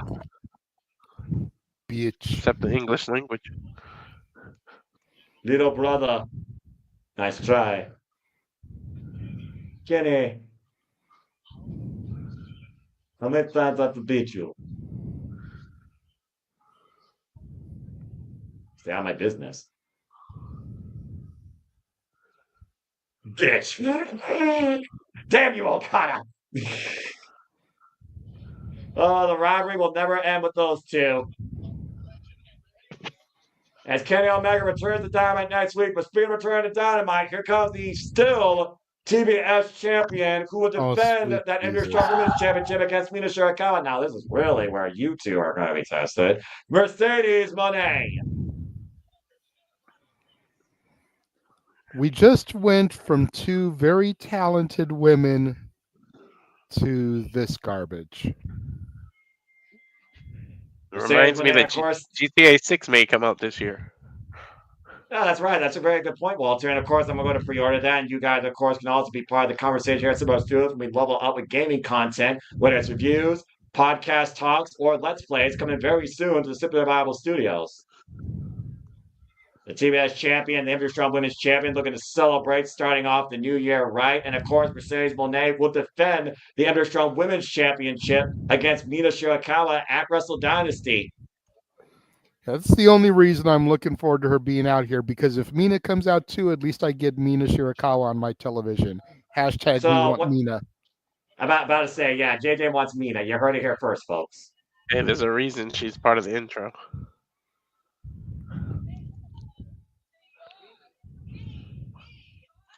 Say when they ask everybody to say hello. And the crowd goes mild. Quiet TBS champion after 2 successful defenses against Chris Statlander and 2 match of the year candidates for her.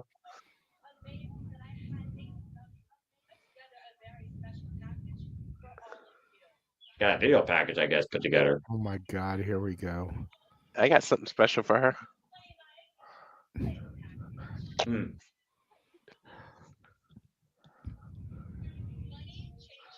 Mercedes Monet, of course, discipline in lucha, training out of New York and down in Mexico. Also been training with Harley Cameron.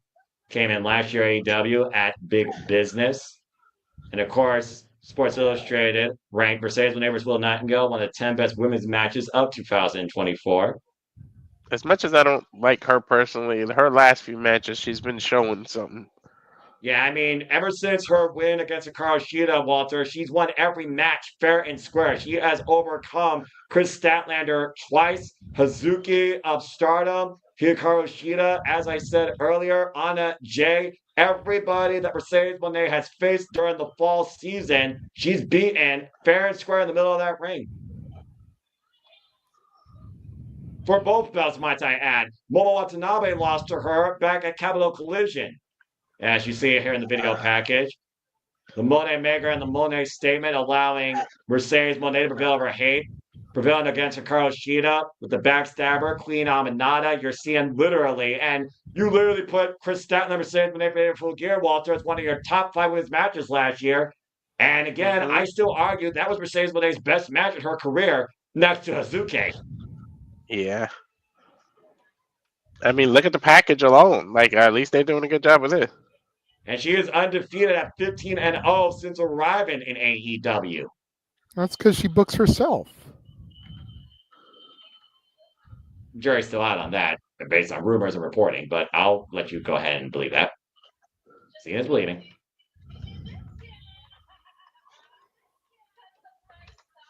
You leave and never come back to pro wrestling? First up, Wrestle Dynasty, of course. Mercedes Moné versus Mina Shirakawa. Yay, Mina. Ooh, why's she saying like that? Mina. Mina. And of course, the Rev Pro Undisputed Women's British Heavyweight Championship will also be on the line in a title versus title bout. One of these two women is going to hold 3 belts by the end of January 5th. God, I hope not. We don't need Mercedes 3 belts. Well, this Sunday in Tokyo at the Tokyo Dome, you're going to see one of 2 women hold 3 championships across 3 different promotions. My wife's got a point there with that comment.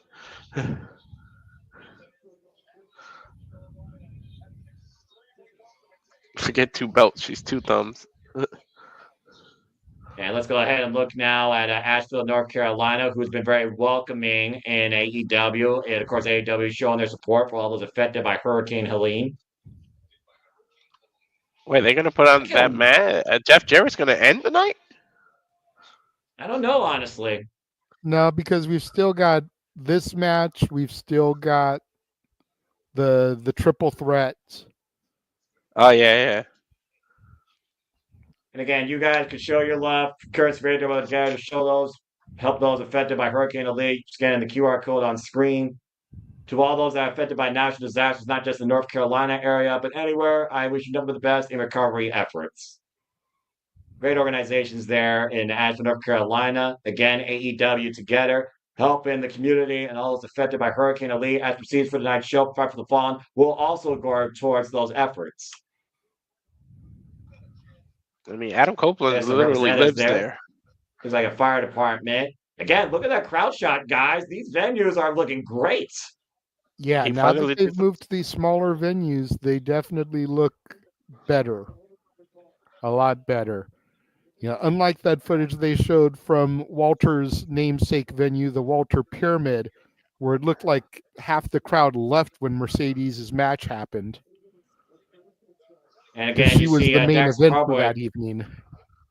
You see Dax Harwood, by the way, presenting a check for $25,000 to beloved Asheville to help with the recovery efforts. Of course, we know that Asheville, of course, is the FTR's home territory. North Carolina is FTR country, guys. The Asheville Dream Center getting 25 grand as well. That's very noble. But now we go backstage to the Undisputed Kingdom and Roderick Strong, who's back. And it looks like Kyle O'Reilly is also in the Undisputed Kingdom. The band's back together. Doesn't feel damn good. It feels like damn late. Well, considering these guys ran an era before in NXT, maybe they could have done something here in the new era, Walter. Now they're finally back together as a team. We'll see. Before a paper cut takes one of them out. Stop that! All they're missing is Bobby Fish. What a game! I mean, where's the lie?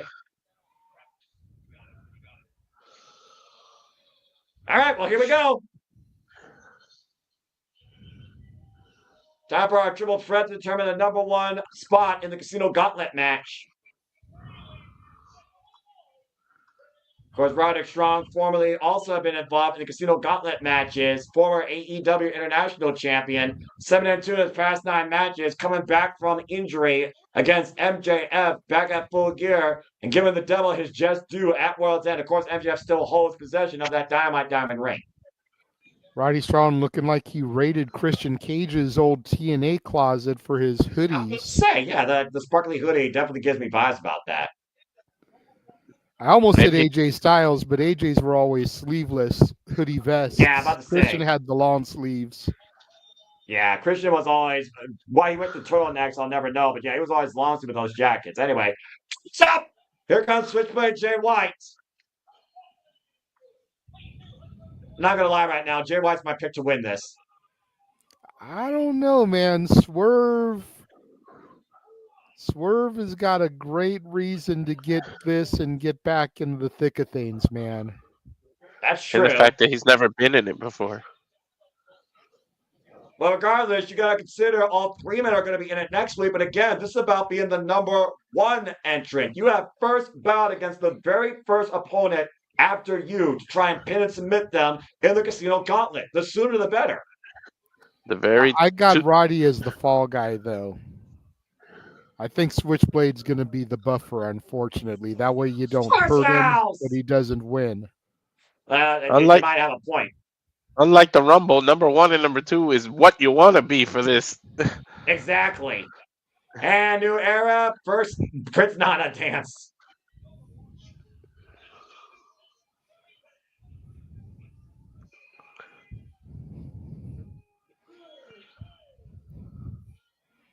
Schwarzenegger unbeaten in his last 20 Dynamite matches, by the way. Just want to put that out there.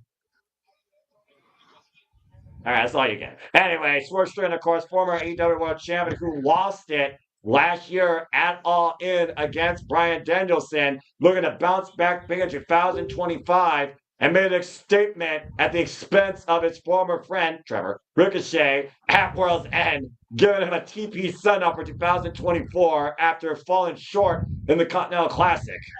Are you going to stick out his government?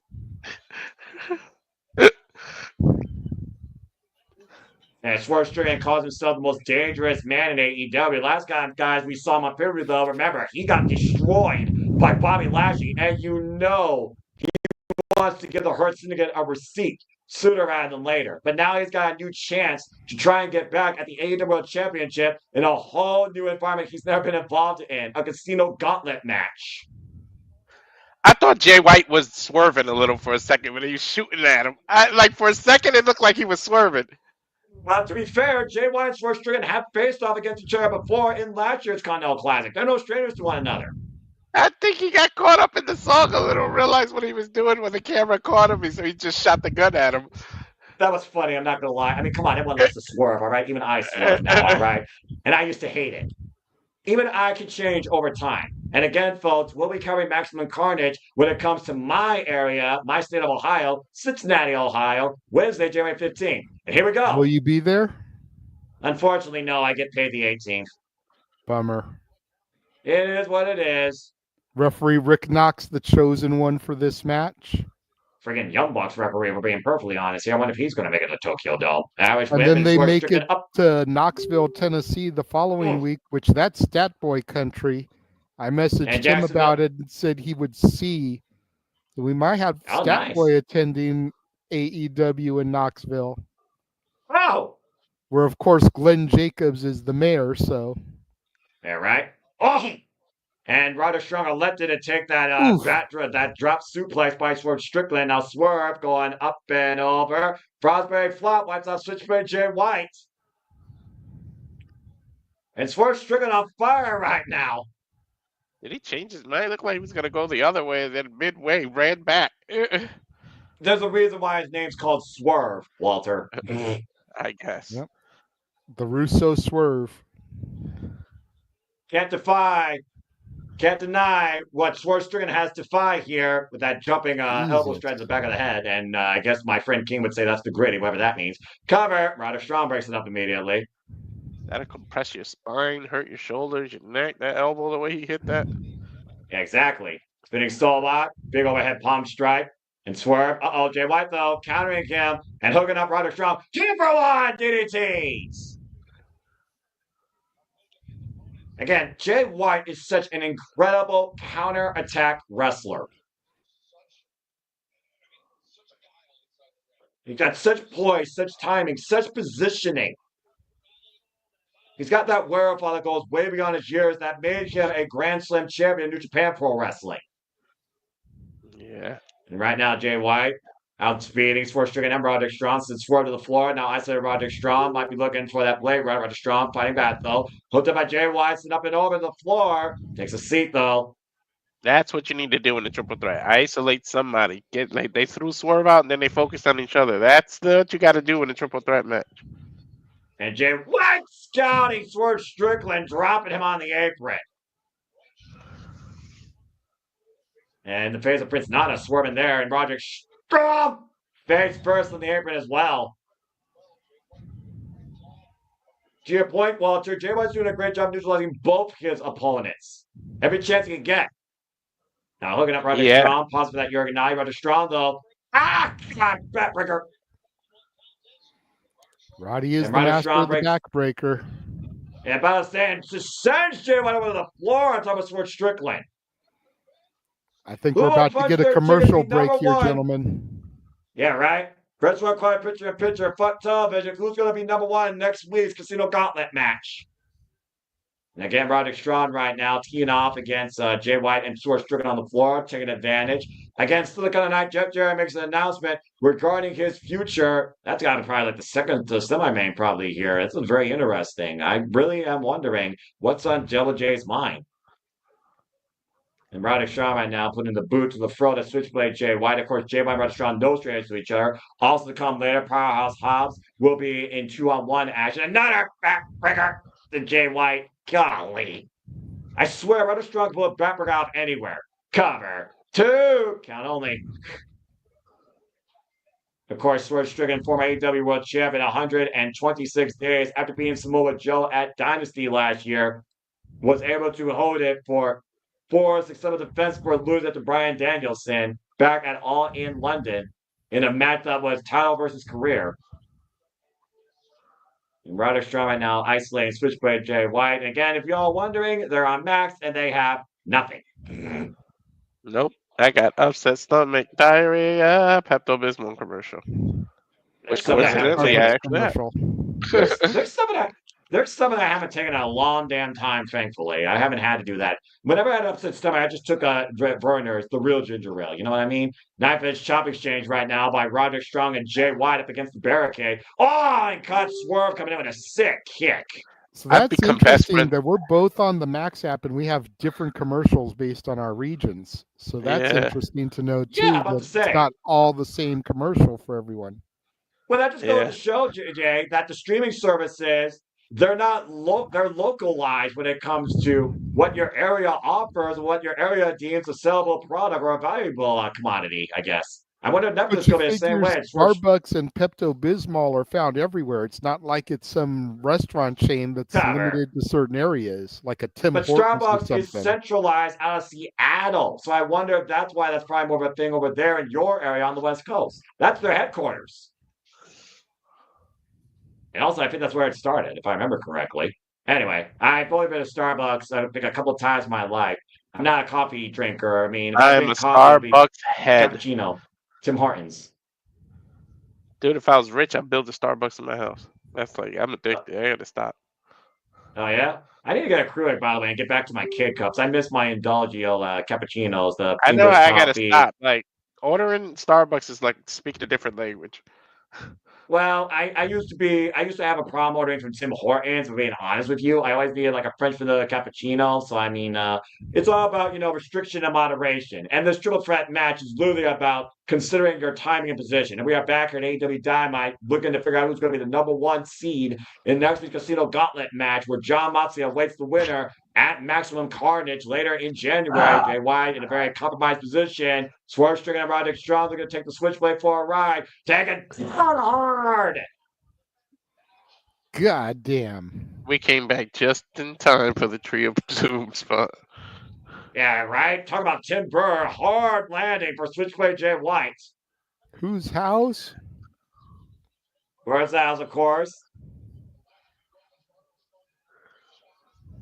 Again, Roderick Strong and Jay White and Swerve Strickland all fighting for the number one spot here in next week's Casino Gauntlet, the fourth Casino Gauntlet match in AEW history. The other two won by Will Ospreay, and of course Christian Cage won last year at All In. And Christian Cage still has that guaranteed shot at the World Championship. They captured backbreaker by Swerve Strickland and Roderick Strong, now hoisting up Roderick Strong for a massive buckle bomb into Jay White in the corner. And Jay White right now, Swerve Strickland getting the better of the Switchblade. Great takeover power slam. Here's the cover. Hook of the far leg. Roderick Strong there for the save. Again, the risk of pinfalls in a three where you don't neutralize the other opponent. Roll through. And no! Oof! Rolled right into the code breaker. Yeah, but I was saying if you can call it a gut buster, great praise by Roderick Strong. Now hoisting up Jay White again. Olympic slam. Drives him down. Rolls him through. To your point, Noah, that's the problem with multi-man matches right there. If you don't isolate the other person, they just at any time they're going to interfere with these pins. And again, he nearly got with a Tiger driver there for a 2 count, isolating Jay White. That's why I didn't want to interrupt you. And again, thank you people for joining us tonight here for the start of the new era here. AEW Dynamite, Walter Cruz, JJ Williams. We are the All Elite Trio tonight for your festivities here. And of course, we're covering all the wrestling this starting week of the new year. And thank you all for tuning in. Please after that comment, tell a friend. Support my friends' passions. PayPal them if you want to dictate the conversation. Super chat, simple as that. Nice swerve stop by Swerve Strickland and Roderick Strong. Uh-oh. Look at the eyes. And Roderick Strong in position. I think Swerve's about to make a house whoop. No, wait a minute. Jay White though. Blade Runner. Counter. Face locks. Thanks switch exchange. Colliding Roderick Strong. Now Swerve Strickland. Roll through. Roll up. Jay White. I'm going to call it a flatliner. I think he stood himself that time there. And again, for those that don't know, Casino Gauntlet match can end at any time. That is why it's so critical to get in there as soon as you can. First pinfall submission, you are the new number 10 for the AEW World Championship. That's why these three are fighting so hard to be the first person. Mm-hmm. Yes, for Strickland now, Scotty Roderick Strong. Rocking Roderick Strong with that big kick from the apron. Gotta watch Jay White, though, looming from the opposite side. Yeah, he's on the right corner of the screen. And right now, the fans clearing the barricade for us. What the hell is this? It's going to run the barricade. What? Oh! Oh, Yeah, one got a tightrope. I think he's going to tightrope into a Hurricane Rana. Wait a minute! Wait, who's this? I don't know. It's Ricochet! Trevor! And he just beamed him with a pair of scissors! The hell was that? A payback for World's End after that ultimate embarrassment. Golden scissors. Well, Ricochet thought that Swerve was a paper champion, and we all know scissors beats paper. And a good point, JJ. And again, we saw personal. Ricochet took that statement again. Triple threat, guys. There's no disqualification. First Strickland might be neutralized here for the time being. Well, wait a minute. Light Rider! The next. She flies the first spot. Just like that. JJ, it only takes one. It only takes one. Agreed. Trust me, Jay I'm not White. mad. I told you I walk with the switchblade, so I'm Now you're very gonna breathe with happy him. here. Now you're gonna breathe with him. Switchblade Jay White is the first entrant in next week's Casino Gauntlet match. I walk with a switch raid too, but that's because I'm Latino. Wait, what? Wait a minute, guys, I don't think Ricochet's done yet. And your wife walks with Tatanka Right? for the same reason. Oh, Jesus. He really stabbed Swerve in the head. Their Swerve is bleeding profusely. Ugh. Uh-oh. Yeah, Ricochet is still with those scissors in hand. And Swerve now no condition to defend himself.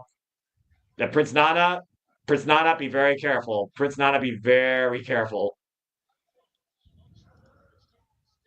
I say, Prince Nana's not a participant. Don't mess with Prince Nana. No, he stopped wrestling a long time ago. Yeah, right? Before the Dark Oh, Times. my God! Before the Empire. And Ricochet just stabbing Swerve in the head with these scissors. Dude, why is Swerve always got to get hit with some crazy shit? Like, scissors. This is... Ugh. He's always handcuffed. Either somebody wants to go after him with the scissors. We saw what Adam Page did to this man. Poor Swerve. Swerve is his own worst enemy, guys. Swerve brought this on himself as much as I hate to say it. He embarrassed Ricochet. Ricochet's here to give a real painful receipt. And Prince Nana trying to come to the aid. Oh, man. And gets through into the steel ring steps. Oh! Chair to the back of Nana. Yeah, and Ricochet has come completely unhinged. Look how much of Swerve's blood is on Ricochet. That's crazy. You think he gives a shit? Of course Ricochet's come unhinged. His wife is more popular than he is. Shit. And now look at the taunting here. Ricochet just taking a seat.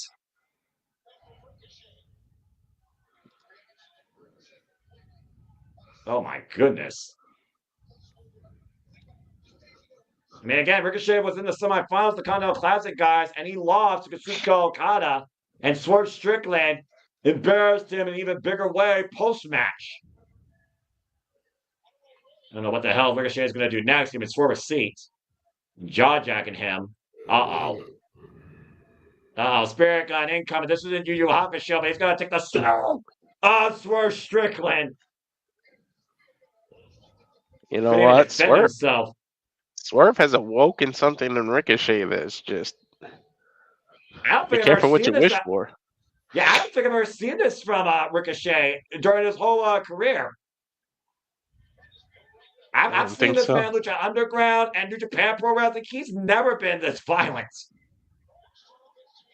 He snapped. Maniacal laugh here. Maniacal laugh. Maniacal laugh. Ominous music. Thank goodness for the Undisputed Kingdom intervening on Swerve Strickland's behalf. I mean, when you push a man, when you really hurt his pride that far, I mean, I understand sticking up for yourself, but that's a little bit excessive. Mm. I mean, hell, the harmful... I get it. You were embarrassed. You were covered in toilet paper. That's harmless, though. That's the proverbial humiliation. This is just physical destruction. He was literally stabbing the man with those scissors. Oh, he found some scissors. Now go get Samantha Irvin's purse and get your balls out of them. Right? I mean, I think he kind of pulled those balls out a little bit tonight, we're being honest here, making a statement at the expense of the former AEW World Champion. No, but we don't want him to get thrown off of television, pulling his balls out a little bit. That remains to be seen. And I'm just going to say this real quick.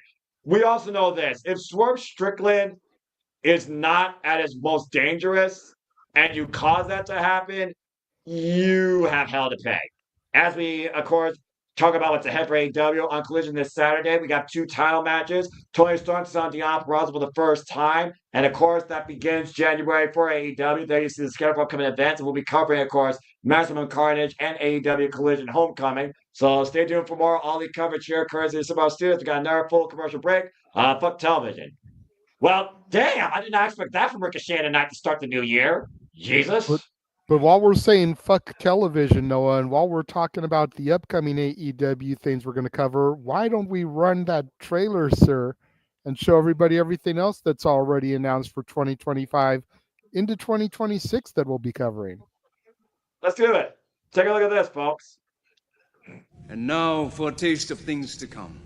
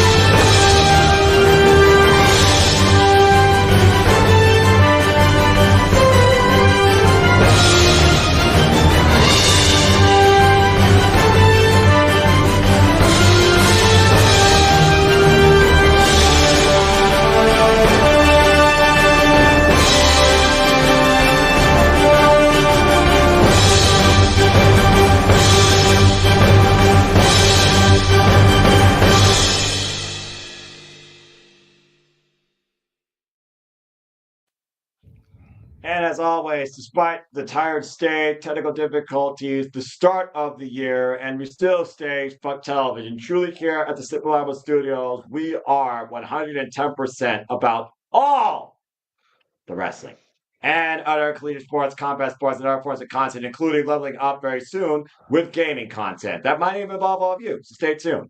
Well, as we got a moment to breathe here, I just want to remind people once again, thank you for tuning in. Please like, subscribe, comment, tell a friend. Good to see the regulars here. Lily, Safety, as I acknowledge the chat here for a moment. Daniel, Hassan, and New York State Mind, thank you for tuning in. I wonder if 20 miles outside parts unknown is also here somewhere in the chat. Christopher LeClaire, Matt Helms, Wesley, everybody, we always appreciate you all for tuning in here. And you guys, of course, carry on this tradition that we've established here in the rebranding and the reshaping of the Super Studios as we approach the anniversary of the Saturday Shenanigans and so much more. As we go backstage now with Jay Lethal, Satna Singh, and Sanjay Dutt.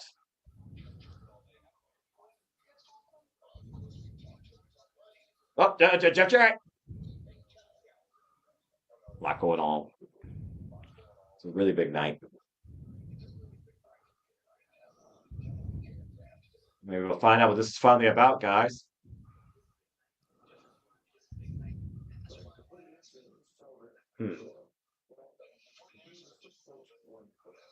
Really, folks, Karen saying planning is supporting 100%.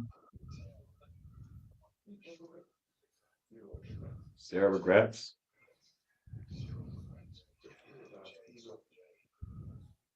Karen Jarrett. Uh-oh.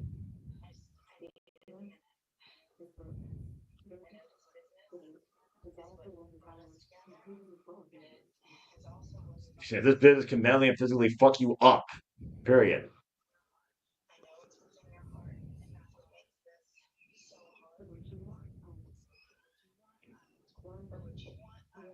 That's respect.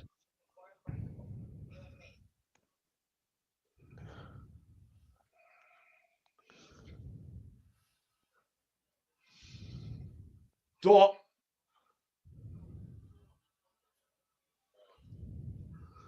Hello, the glamour, Mariah May.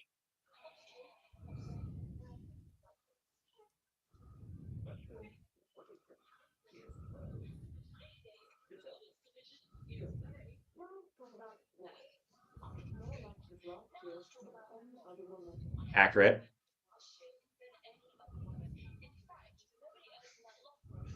Accurate.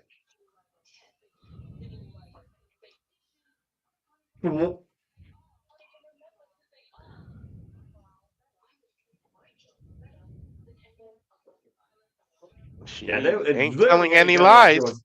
Yeah, I was about to say, Walter, JJ, I think it's going to say last year was truly all about Mariah. Yeah, or at least a story with her and Storm for the majority of it. And now Mariah May saying there's women who need to prove themselves to me.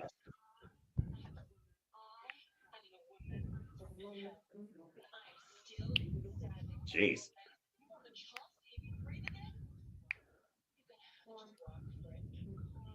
You want Damn. the chance to even breathe again? Yeah, that I want that chance right now. I can't breathe. And all I know of Mariah May is the champion AEW needs for that women's division to get the fuck in place and step the fuck up. Anyway, time to step forward with Double J Jeff Jarrett. JJ, I'm leaving this segment to you, bro. It's time to find out what this announcement is as you see what he's carrying over his shoulder. This is all you. Last Jeff, outlaw, the chosen one, the king of the mountain, coming out to the ring, as Noah alluded to, his boots over his shoulder, his guitar in the rain, propped up by 38-year a guitar veteran. stand, and Jarrett drops his boots into the rain. Hopefully, that's not a foreshadow of what's to come as he goes to get a microphone.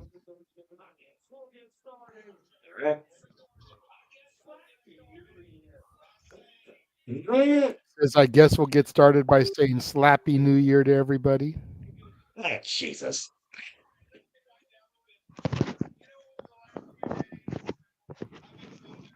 Over the last few days, he's been trying to figure out, put words together.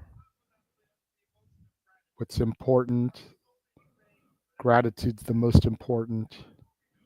A lot of things he's grateful for in his career. Crowd chanting Double J. A year and a half ago, did we ever think we'd hear that?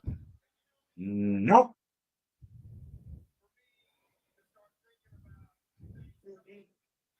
Says it's sad to think about things coming to an end.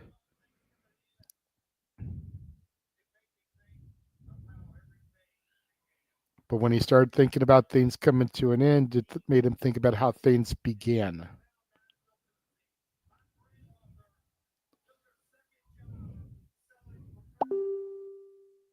Talking about how his grandmother took a second job selling professional wrestling tickets and how that decision changed his family's life. Because that's how the Jarretts got in the business.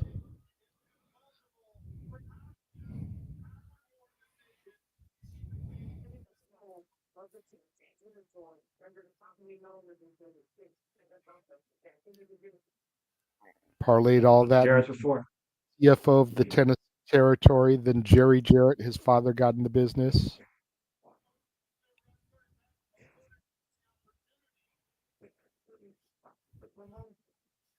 He bought the promotion. After a lot of high risk and high reward, he promoted the Tennessee territory for 40 years, which brings him to 1986, when Jeff Jarrett first got into the industry and got his first high risk, high reward decision.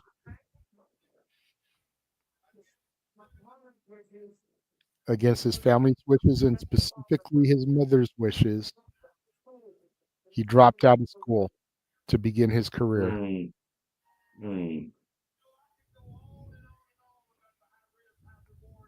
Says he go on and on about high risk, high reward decisions, but he's only going to talk about one more.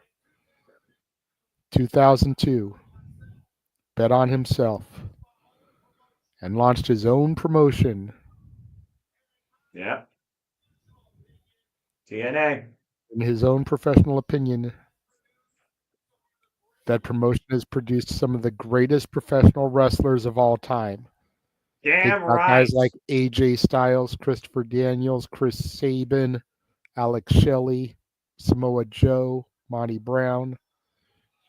No lies he brings them detected. to tonight, and he picks up those boots. This is really it. The crowd is chanting no.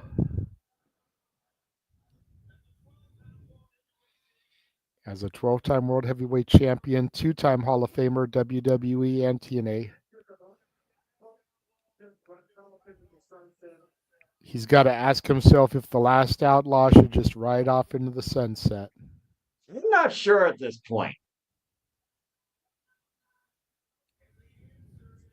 And the answer is hell no. All right. Because the thought that keeps going through my mind is, Jeff, whenever you've taken the biggest risk, you've got the biggest reward.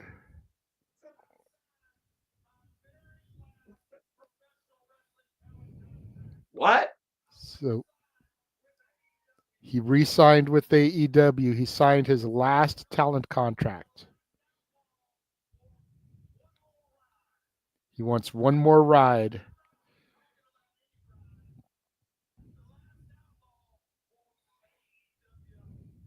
What? Last Outlaw wants AEW Gold. He's not talking trios, not talking tag titles. He's talking about taking the biggest risk of his career. Says, hell yeah, I could fall flat on my face. He's saying to enter the gauntlet next week.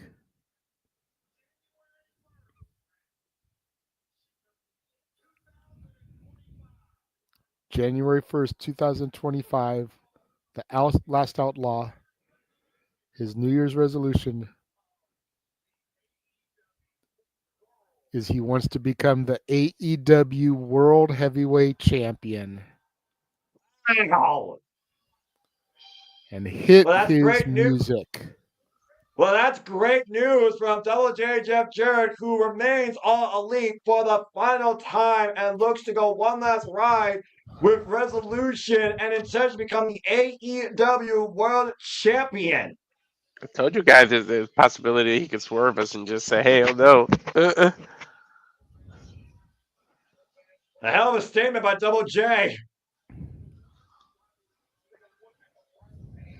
Well, as we're in a new era, let's go back to some old business. I've been looking at one of these rivalries that has been developed lately with Hook and Christian Cage, to the point that Hook almost tried to throw the man off a balcony with a broken arm, by the way. And of course, last week, Friday on Rampage, the final Rampage, we saw Hook put Nick Lane to sleep after Katsuyori Shibata ran the picture out of the building with a 2x4.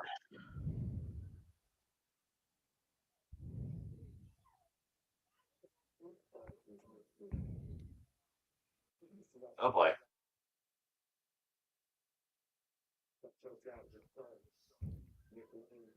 Your son, quote unquote, for that false father figure. Hey, you leave Christian Cage alone, sir. Best father ever. Supposed to be unbiased, remember? I'm judging the character, and you're telling me a guy that willingly throws his son to harm's way as a good father figure. Anyway, looks like we're finally going to come ahead to this fight. Not New York, but right here in Ohio, Cincinnati, Ohio. It's Christian Cage vs. Hook, one-on-one at AEW Dynamite Maximum Carnage. Hey, some kids got to learn the hard way. It's called tough love, Noah. Yep. Well, someone's about to How you learn a teach a whole kid lot. respect. Yeah, well, I don't think there's going to be no respect here from Powerhouse Hobbs, who's about to break two opponents in half. Was this even announced? Nope. Powerhouse Hobbs, who's 81 and 21 in his AEW career, coming off that great effort against Konosuke Takeshita. And again, we got to wonder the conditioning of that knee as we have John Cruz and Rob Killjoy in the ring. Who? A lot going on here lately for Powerhouse Hobbs, maybe Stephon Smith. Well, Killjoy is a local independent talent. John Cruz has been around AEW. What? Never mind. I don't even think we're going to have time to talk. I mean, we can talk about Powerhouse Hobbs and the fact that he took Konosuke quite to a distance. If it wasn't for the fact that his knee gave out, I think he could have gone with town business. Again, we saw Konosuke. What? God! Work the knee over Powerhouse Hobbs. And so far, Walter, Powerhouse Hobbs is showing no signs of wear or tear or unbalance. Nope. We know that Jeff Jarrett will now be in the Casino Gauntlet as well next week, by the way. Oh, God. Hopefully he's involved in it early. And we'll see what happens. And pop up. Uh-oh. Planted! Good night, Killjoy. What a spine buster. He killed that Joy. Yeah, Killjoy is about to be literally roadkill. And John Cruz, you should have stayed down, bruv. Uh-oh. Oh, God! Stack him up like cornwood. Powerhouse of destruction. That's one way to take care of your anger management. And Powerhouse House, of course, will be involved in next week's Casino Gauntlet match. So beware, field. Well, that And happened. next Wednesday night, guys, the Casino Gauntlet match will determine the new under contender for the AEW World Championship at Madison Cards. We go backstage. Oh.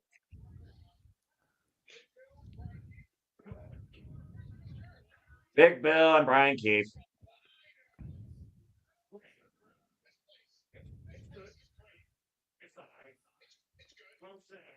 I love Brian Keith.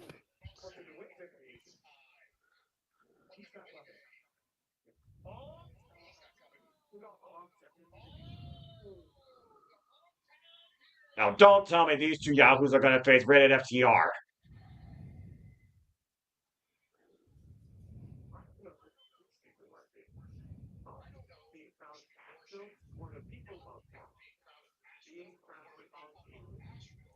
Damn. Next week on Dynamite.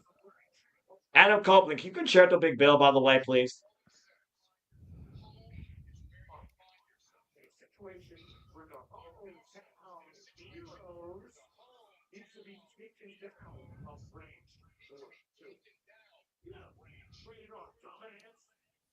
Yeah, real brave insult there, Brian Keith. But that was the best you got, Brian Keith. Come on, bro.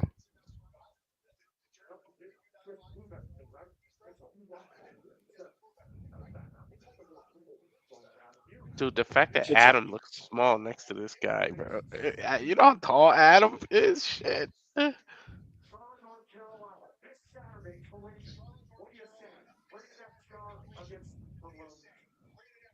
all right, give him a tune-up match.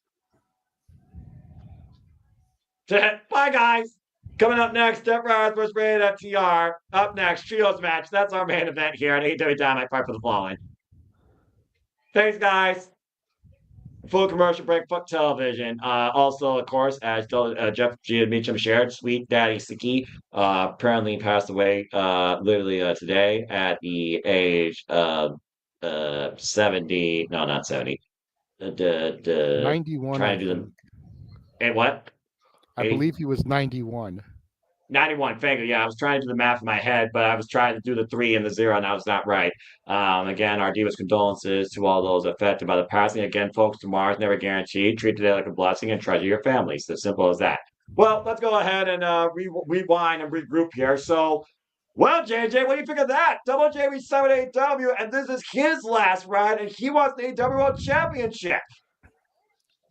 Well, you got to figure he re-signed, but it's not going to be a long-term contract. It's probably a year. So it's probably going to end up being what I said, where he's got one more year in the company and going for the title, and good on him.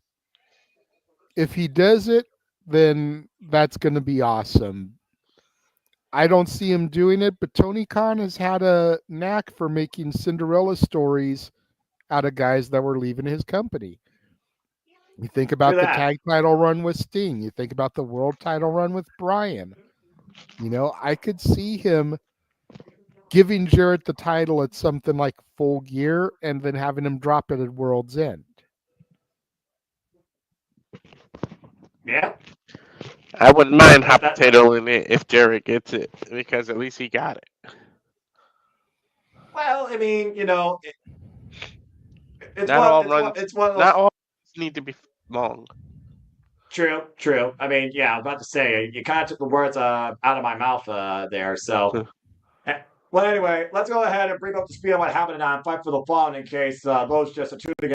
to get ready for the main event. We kicked off the new era with, again, different vibe, different feel, smaller venue, better capacity audience on hand here in the seating. We kicked off with him and Adam Page being Prince of Sweet George Cassidy and dropping Christopher Daniels saying, "Stay the fuck out of my business." John Moxley fighting to burn, bury, or drown the AEW World Championship because nobody deserves it. Nobody wants it as bad as me. Talking about how Maria Shafir is a woman of integrity despite Jay White dropping her on her face with that Blade Runner. That's just some balls, by the way. Not only for Shafir to take that, but for Jay White to do that. Respect. Julia Hart, of course, rose, and the house always wins with the Black Miss after working the neck and pitting the former Double Women's World Champion Jamie Hayter. Something tells me it's not going to be over those two by a long shot, Walter. Just saying. We also, of course, saw the triple threat for the #1 spot in the Casino Gauntlet match. Why Swerve had the match in his control. Ricochet went heel and became unhinged and stabbed the man in the head with scissors. And Jay White was able to Blade Runner Roderick Strong and confirm himself as the #1 spot in the Casino Gauntlet match that we know has Jay White, Roderick Strong, Swerve Strickland, if you can see, Powerhouse Hobbs, and Double J Jeff Jarrett. And Double J Jeff Jarrett just confirmed that he is re-signed with AEW and wants the AEW World Championship. We also saw at World's End, as we're back here in Dynamite, everyone's favorite scumbag, MJF, successfully retained the Dynamite Diamond Ring. Yeah. By hook or by crook, he retained it. Yeah. It's time for the next chapter. Yes, it is. Damn it, that's all I've been saying. Yeah, he said, "Fine, the chapter of Bebe is over." Mercifully, it's come to a close. But you got your wish, Walter. Uh-huh. Now, MJF says next chapter is Retribution. Haven't we already had a failed Retribution in wrestling? Yep. Well, looks like MJF has a new resolution to get back his AEW World Championship.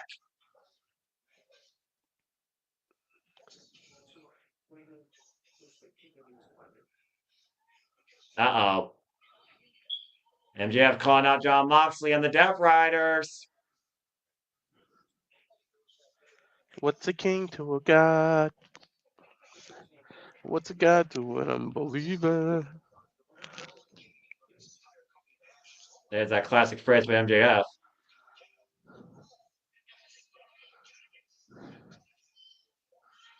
Let's not forget, MJF won the AEW World Championship from John Moxley. History may repeat itself.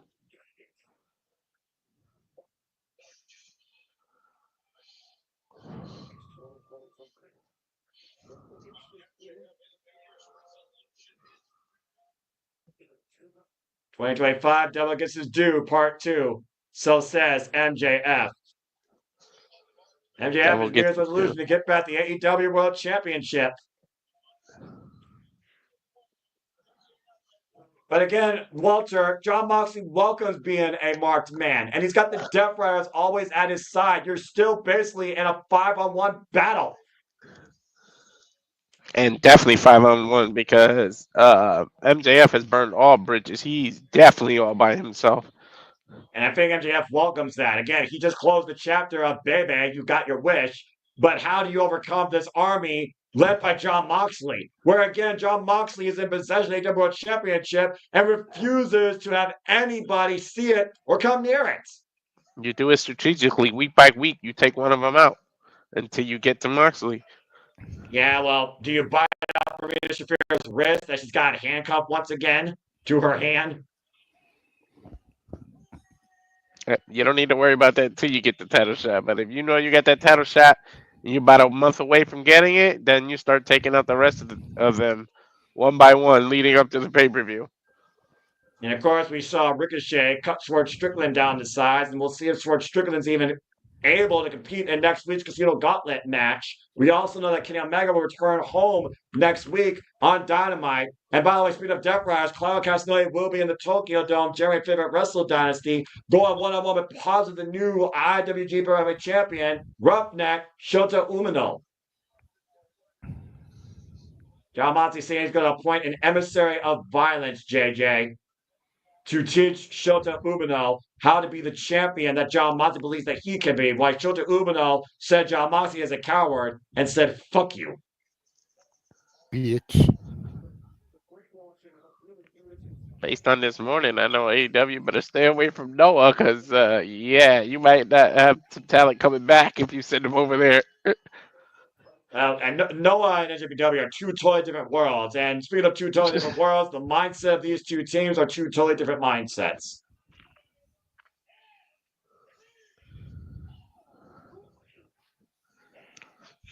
Everything's about unity, but they still coming out separate. Mm-hmm.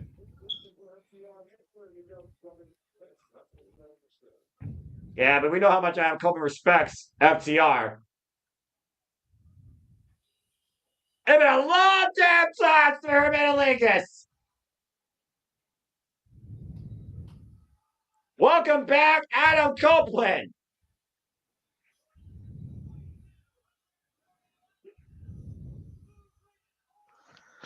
Adam The Copeland's fact first that his human career was action, taken guys. from him, and we still get to see him right now, is crazy.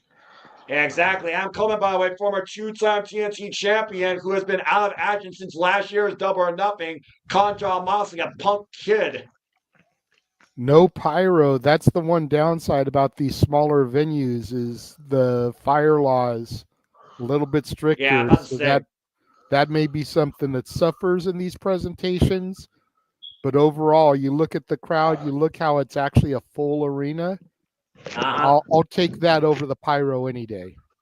Yep. JJ, there are some things that are acceptable losses in this business, and just what you said sums up my analysis. This is the best AEW has looked in a long damn fucking time. Yep. We've been asking for it for how long? 2-3 years tops. I've lost count. The rings were underway here. Referee Paul Turner for this contest. Trios action here. It looks like Wheeler Yuta. Excuse me. There's the bell ring. Wheeler Yuta looks like he's going to kick things off here with Dax Harwood. Dax the Axe. Where's the bastard at? Is he at the local mall trying to find some clothing? I don't know, and I think that is a strategy clearly in play by Jon Moxley. Conor will tie up here in the early going. He needs to, because he's always riding around that truck damn near naked. Right? I swear he has to wear something besides the gear sometimes, guys. I'm just saying. I wonder if he flies on airplanes like that. That man looked like he go to not. sleep in his gear. Ooh. That's a mean slap to Dax Harwood. You don't do that to Dax That and was not a get a bitch receipt. slap. And again, we saw FTR get assaulted by the Death Riders, and the Death Riders giving Orange Cassidy's aid, where they're trying to pour some chemical down Orange Cassidy's throat. And the violent means of the Death Riders and Jon Moxley to send a message to everybody have been downright near lethal. Don't After forget, shot by Dax, though. Don't forget, Dax got that big old knee brace on, man. You know that's gonna be a target for the Death Riders. Whoa! That fire drop has always been a target of Dax, though. Dax Harwood, one of the best hitters, best choppers, meanest hitters. Adam Coleman back in the ring, and Yuta trying to get out of harm's way. Dude, Yuta wanted no parts of Adam. You would think he would, though. Right? Make a name for yourself. Exactly. What better way for a young boy like Yuta to make a name for himself than to go toe-to-toe with a vet like Adam Copeland? I think, again, as part of that strategy, you could almost say Jon Moxley would use Wheeler Yuta as the sacrificial lamb to the Death Riders message, the brainwashing that Yuta has been under since his betrayal to Bryan Danielson. It's almost like Jon Moxley uses Yuta when he needs to. Claudio's the guy, though, that reassures Jon Moxley's MO. And Claudio's a guy that you never trifle with.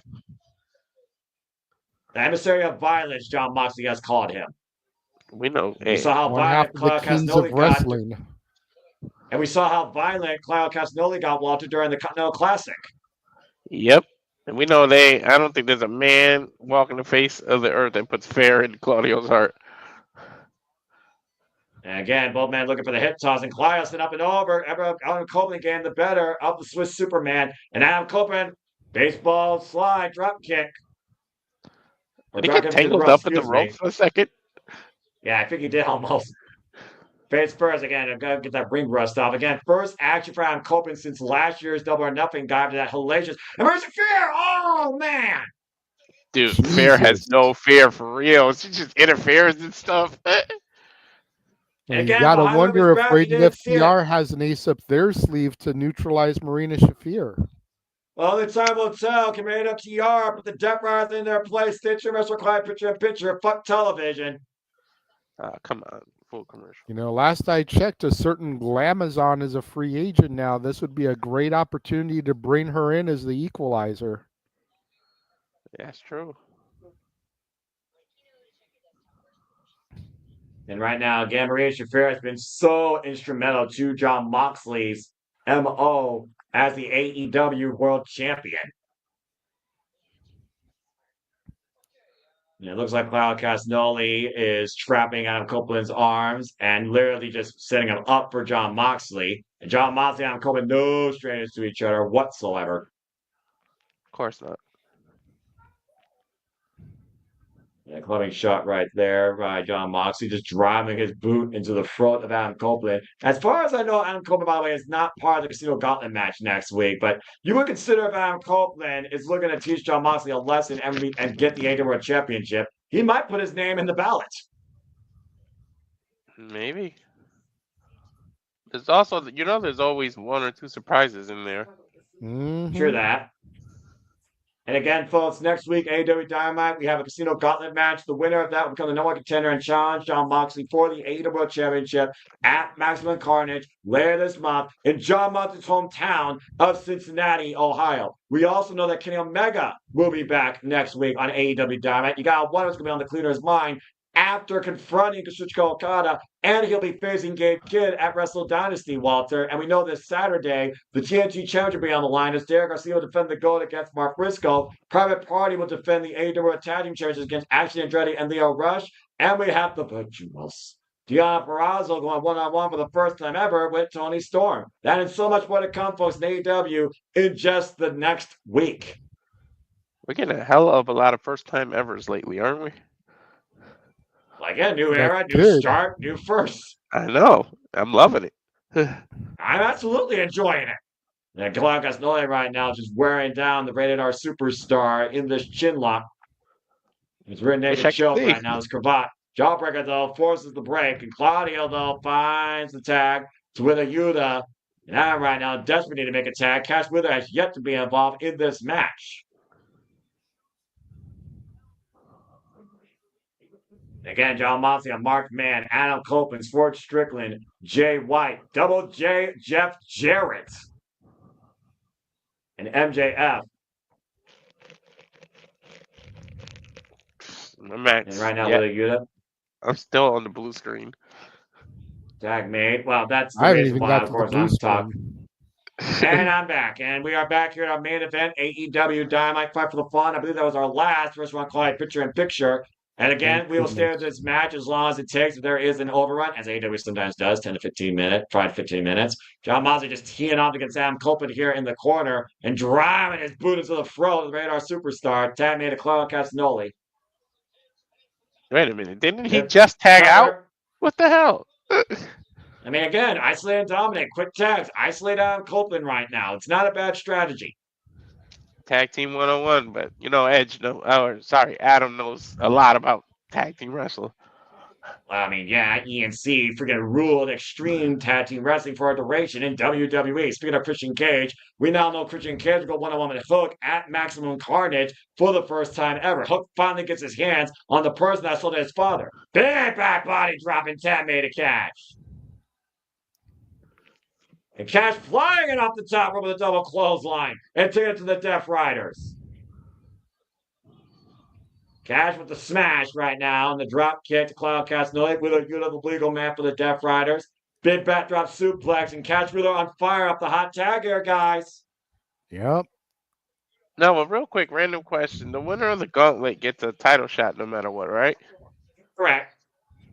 Like, I wonder how Christian feels. If he's got that, like, is he going to be like, nope, you ain't getting it first? Like, well, I mean, again, Christian Cage, great counter by Cash. Here's the cover. Gets a 2 count. You got to consider Christian Cage has more of flexibility in cashing in on the opportunity. We know next week the winner of that gauntlet match has to face John Moxley for the title January 18th in Cincinnati. Oh!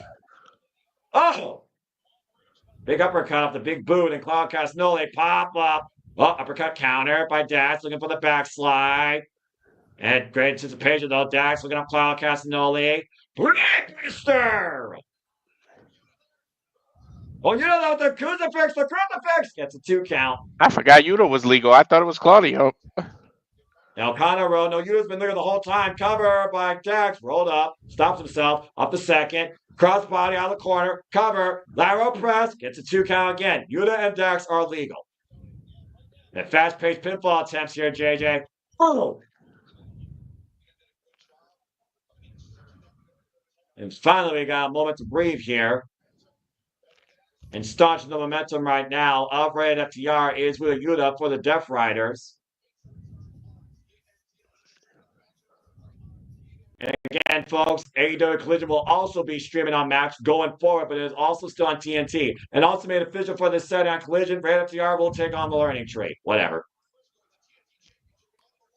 And right now, Dax Harwood looking for something big out of the corner here with Yuta. I sense disaster. What are they going for here? I think an avalanche!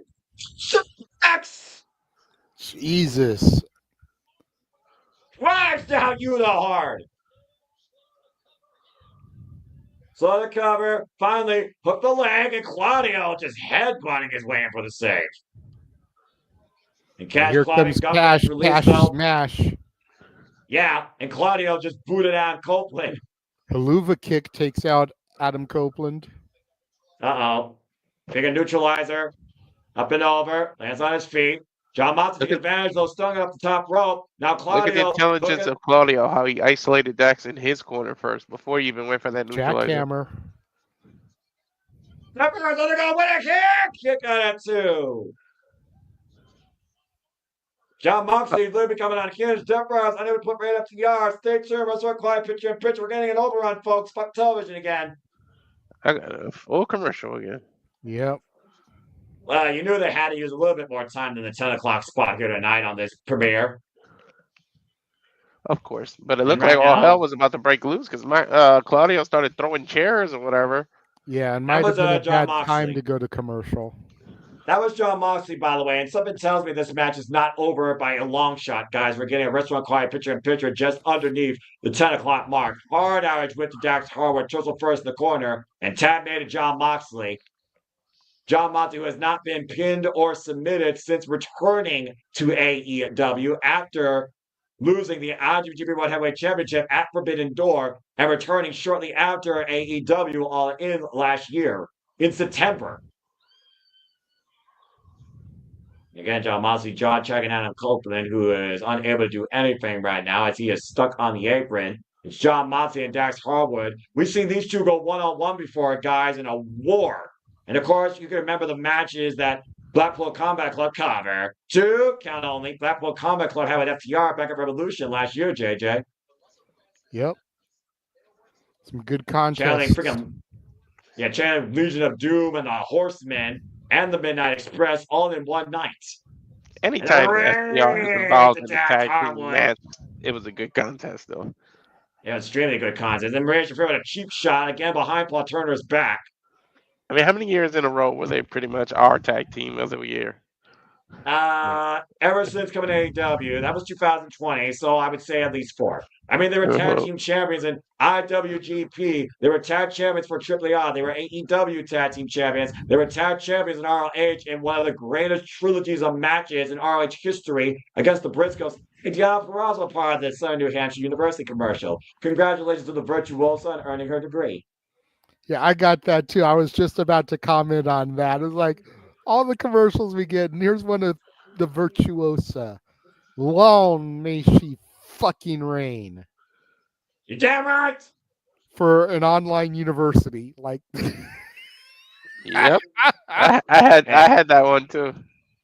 It was funny when you think about it, but at the same time, you think about how these wrestlers are on the road, and if they want to better themselves and get an education, that's definitely the way to go. Well, Diana Purrazzo is so multifaceted and talented. Cover 2. Not just in ring, but she is also a history buff. Big clothesline cover 2. And it was literally that history degree pursuit that helped the Virtuosa keep her mentality in check when professional wrestling wasn't given the same love back to her. It was these other hobbies and projects that allowed the Virtuosa to flourish across multiple worlds, including TNA and here in AEW as the boss of Vendetta. Backdrop suplex by Dax Harwood to really good as we are back here at AEW Diamond. I'm not going to say every definitive the last commercial because I don't know how long this damn match is going to go on for. Well, on the Max app, it was giving this 2 hours and 20 minutes as Wheeler Yuta gets the tag to Claudio. Big Boot Lord. Then knocks that means out we so- Cash. Now Yeah. Edge hangs him up on the outside. Yeah, right now Adam Copeland is in position for the hot tag. Claudio Castagnoli stands in the way of Dax Harwood, though. Both men seem to be stunned off that collision. 10 minute Monster, 10 minute Adam Copeland! This is what they wanted. This is what I wanted. It's the Brood versus the Yes. Shield, gentlemen. Yeah, we're going to see how tough this kid is against this seasoned veteran of the game. John Moxley and Adam Copeland teeing off in the middle of an AEW ring. Never thought I'd say that in my life. Get to the midsection. Looking for a Death Rider. Adam Copeland counter. Get to the midsection. Undead. The undead versus the unhinged. And this man playing nose after that. Uh-oh. Look at the eyes. He's back The in eyes the tell the corner. story. And John Moxley gets the hell out of the ring. Moxley said to hell with that. Adam Copeland, though, staying in hot pursuit of AEW champion. Oh, boy. Well. Hey, we seen what Jay White did to her. Don't put it past Adam Copeland to take a swipe at her. Yep. I mean, that's fair. And Adam Copeland and John Moxley are now fighting amongst the all-elite fleet. Maria Shafir in hot pursuit. Now, of course, these two are going to take it to the audience. I mean, there are rules to this match, right? I mean, again, though, this is a match. We need to get back inside the ring. Paul Turner following both men right now. Adam Copeland right now. And John Moxley fighting amongst the all-elite faithful. Knife edge chop there. Great discretion being shown here by Paul Turner in our main event of the new era's Genesis here at AEW Dynamite. Fight for the Fallen. Tammy with Yuta. Adam Copeland's still legal for rated FTR. And I think Copeland realizes it. Well, he does now. We got to remember referee's discretion for real here. Well, yeah, I mean, you got to figure senior... what's on the line here. It's not about championships. It's about pride.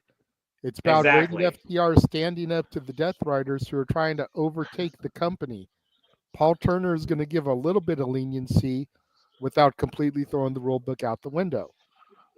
Yuta going for the spear, got hoisted up, pop up, power bomb, cover, sit out, kick out at 2. Walter, I'm sure it would have been a little bit of a different story if there had been titles on the line in this match. Yeah. I don't know whether Yuta was looking for the Psycho knee or the spear, but boy, did Adam Copeland counter it. And Adam Copeland back in the corner, that look in his eyes. You know what he's setting up for, gentlemen, as we've seen this from him for many, many years. But look, and again, look who's behind him. Yep. Waiting to trip him up as soon as he moves. Nope, not even there they go. Oh. Rang his bell. Cash Wheeler now looking a little bit jumpy here. And Cash Wheeler looking to fly. Oh, Jesus. By Claudio. Right in that European uppercut. Hard ass with the Claudio Castagnoli. The walk shot bounce off the barricade, right off Dax Harwood. And the Death Riders, oh no. Doing a little bit of decorating here on the announce table. We know how tough those reinforced announce tables are, JJ. This could get bad. Yeah, these aren't the WWE collapsible ones. Oh, Did no. Moxley just kiss Tony? Yeah, I don't know what that was about. And John Moxley might be looking for a Death Rider on the announce table to Adam Copeland. Looks like he's testifying here. Yeah, we talk about that triple fusion surgery repair neck, by the way. And Paul Turner, again, being countered by Claudio Castagnoli. Oh, boy, this is not going to end well. Wait! Jay White! Blade Runner. to win the Yuta, which for Yuta cost him the title at World's End. Jay White with a hit and run. Back by draw the John Moxley. Well, that was interesting. You knew Jay White was going to give him a receipt. What a spear! The hell through the barricade, jumping off the announce table, launching himself through Moxley. Could take him with a damn six. Need a He threw replay of that himself for because the we didn't champion. have a good What? camera angle. Yeah, we saw Yeah, a good right? camera on clock. Cassidy running with that European uppercut. There goes Cash, wiping out Claudio with a Yuta. Shatter Machine. Into a spare combination. Spear! Flip the cover! Benedetto to win! And you got to figure that puts them in line for a shot at the trios titles because they just pinned the champs. You would figure. Granted, Well, Mox isn't one of the champs. It's Pac in his place, but still, Yuta ate the pinfall, and he is one of the champions. And again, this is what happened earlier to your point, JJ. Adam Cole throwing himself through the AEW World Champion, driving him down through the barricade. Combination, Walter, to your point, Shadow Machine to the spear, and Rated FTR gets some much sought after revenge at Fight for the Fallen against the Death Riders. Yeah, you got to figure a trios title is coming. Especially if they beat the Learning Tree after that. They beat 2 trios, proving it. But yeah, you beat the champs. You usually mean you should get a shot. And Jay White again making a personal statement at the expense of the Death Riders, making with a Yuta pay for his sins, costing the AEW Championship at World's End. Well, thank you for joining us here tonight, folks. Here at the start of the new era. It's a new era, it's a new beginning, and Rated FTR come out winning. For Walter Cruz, for JJ Williams, I'm the Semendo Foster. This has been AEW Fight for the Fallen, and we will see you next time here at Cinema Studios. That's a hell of a way to start a new era. That was awesome. Great show. Yeah. Your event has ended. I wonder if it's like automatically going to go into more AEW stuff, or does it just take you to the home screen? I think it probably just takes you back to a home. Yeah, it probably just takes you to the home screen. Yeah, I think it's one of those things where it's like you don't necessarily know what's about to happen, but you kind of get an idea of what is going to happen. But still, though, guys, that was a great call and a great fun night, and I hope everyone enjoyed our coverage of AEW Dynamite Fight for the Fallen. Again, the next time we cover AEW content will be Maximum Carnage, and I think Homecoming's after that. But of course, we'll be back in the Cinema Studios covering Marigold First Dream, followed by Wrestle Kingdom and Wrestle Dynasty, with Saturday shenanigans to follow thereafter, if not before Wrestle Dynasty. Gotta look at the schedule. And then, of course, we'll be back here next with the Raw to Netflix and NXT New Year's Evil. But I don't have much more to say. Thank you all for tuning in. This has been All Elite Wrestling, and this has been a really fun night to watch and engage. Ugh. Yeah, I think the shenanigans is going to coincide with Wrestle Dynasty, Wrestle Kingdom, whichever one it is. Just the way things go, we've had me and you have done 2-man booths for shenanigans when Walter and James have done UFC calls. So it may just be a 2 or 3-man table. James and Jeff are still available to do it at the normal time. Dattila may pop in. We may be able to recruit the KING Kane. Not really sure if he'll be up watching the Wrestle Dynasty show or if he'll be asleep, but it may just be a smaller booth, which means it won't go near as long, hopefully. So, that's always a good thing as well. Hey, we've seen small booths go long, though. This is true. I mean, it also depends on the chat room. If people in the chat room decide that they want to super chat, then could always keep things going along.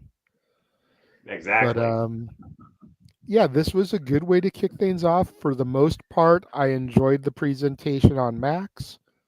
My only nitpick would be that if you pay for the ad-free tier, which again, I don't know if we do or if we don't.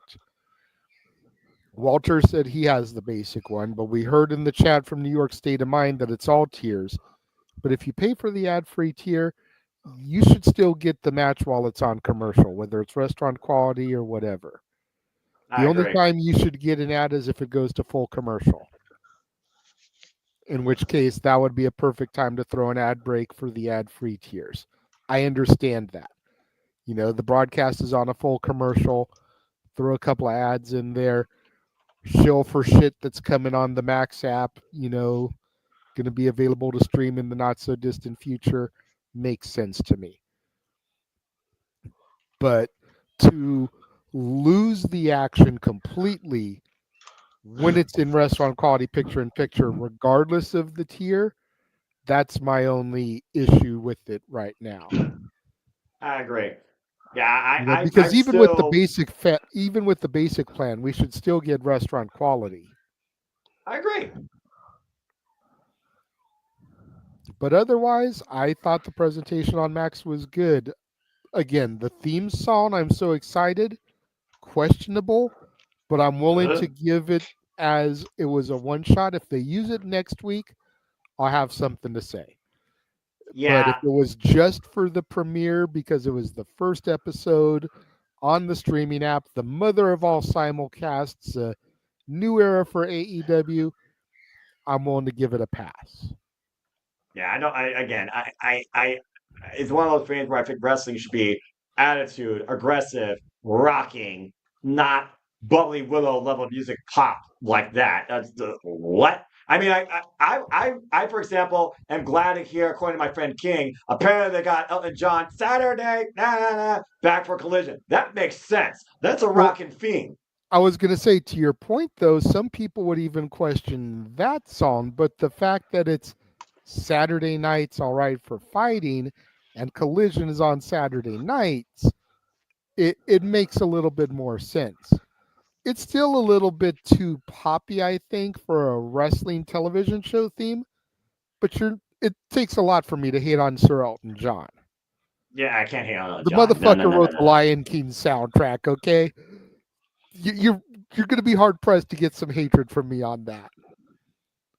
And he got John Lennon to come out of retirement to perform with him in Madison Square Garden in his last concert appearance before he was killed in 1980. So, again, it's going to take a lot for me to hate on Elton. But if you really want to look at it, Saturday Night's All Right for Fighting isn't exactly aggressive, hard-hitting. It's got a good guitar riff, but that's it.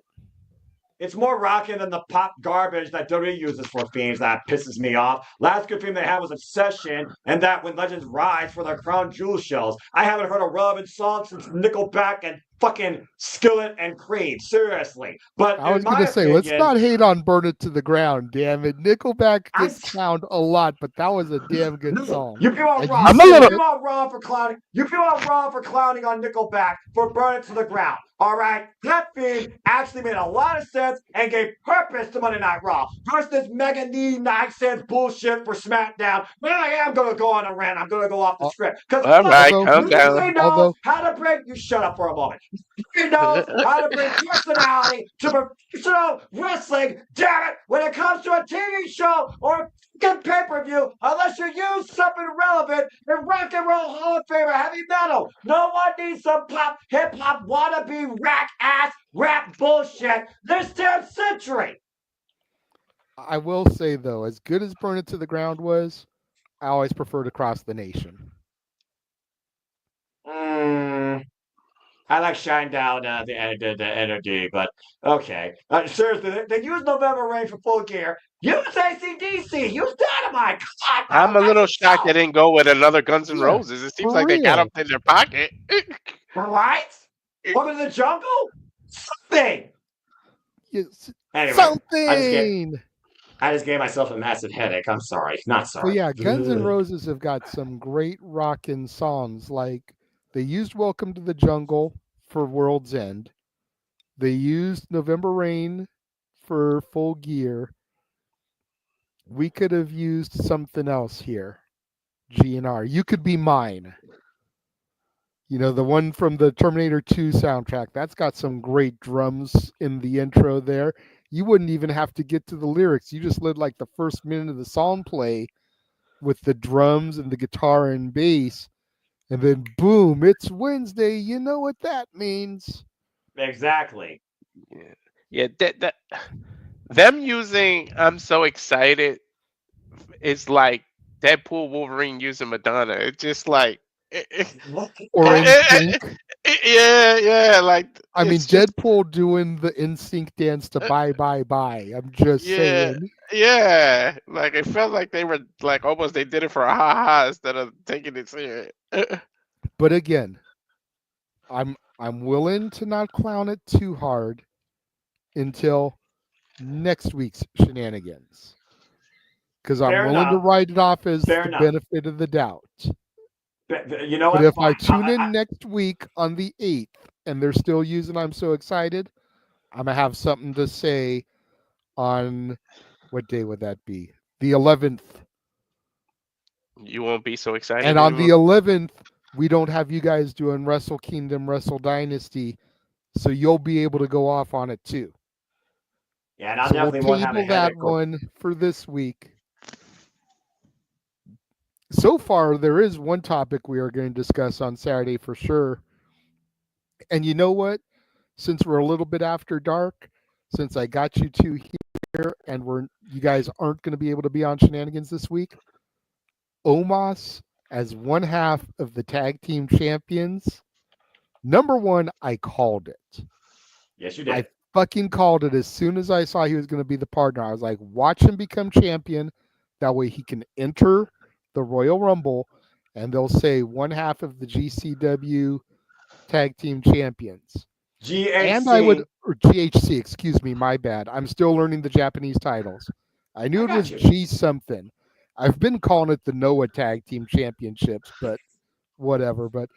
And I It's wouldn't fair. be surprised if his partner enters the Rumble too. You've already Well, got Andrew Styles. Omos under contract, who's 99.9% likely going to be in there.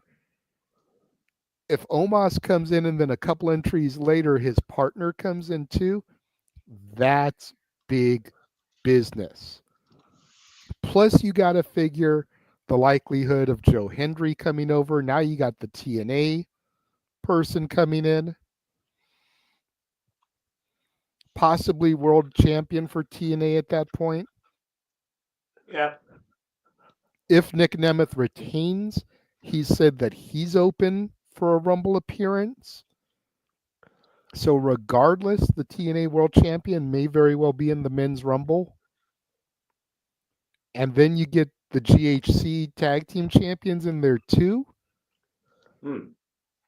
This could be huge. This could be as huge as when they had the AAA contingent in 97, I think it was. 97 or 98. I think it was 98, but I would have to double check. But like I said, 97. we're all. Go ahead, Walter. Take It your was time. 97. Yeah, it's one of those things right now, guys.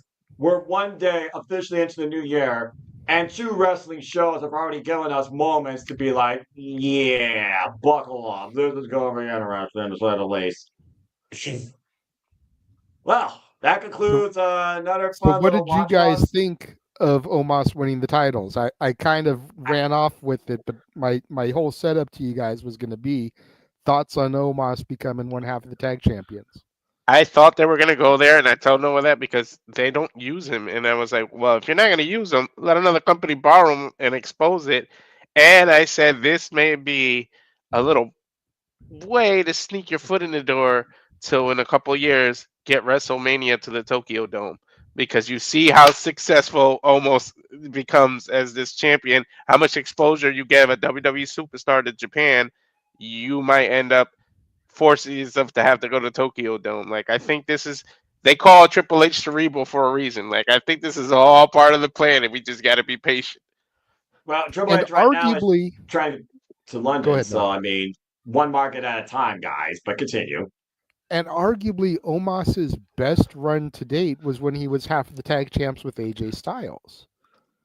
Give you that. You know, giving him an opportunity to be half of tag champions in Japan, where they take their wrestling a lot more seriously, if we're being honest. Damn right. You're damn right. That could be nothing but a positive for Omos, getting to learn some of the Japanese strong style and work with some of that talent. Hell, we just saw on our television screen, whether in matches or in promos, a bunch of AEW talent that came from New Japan.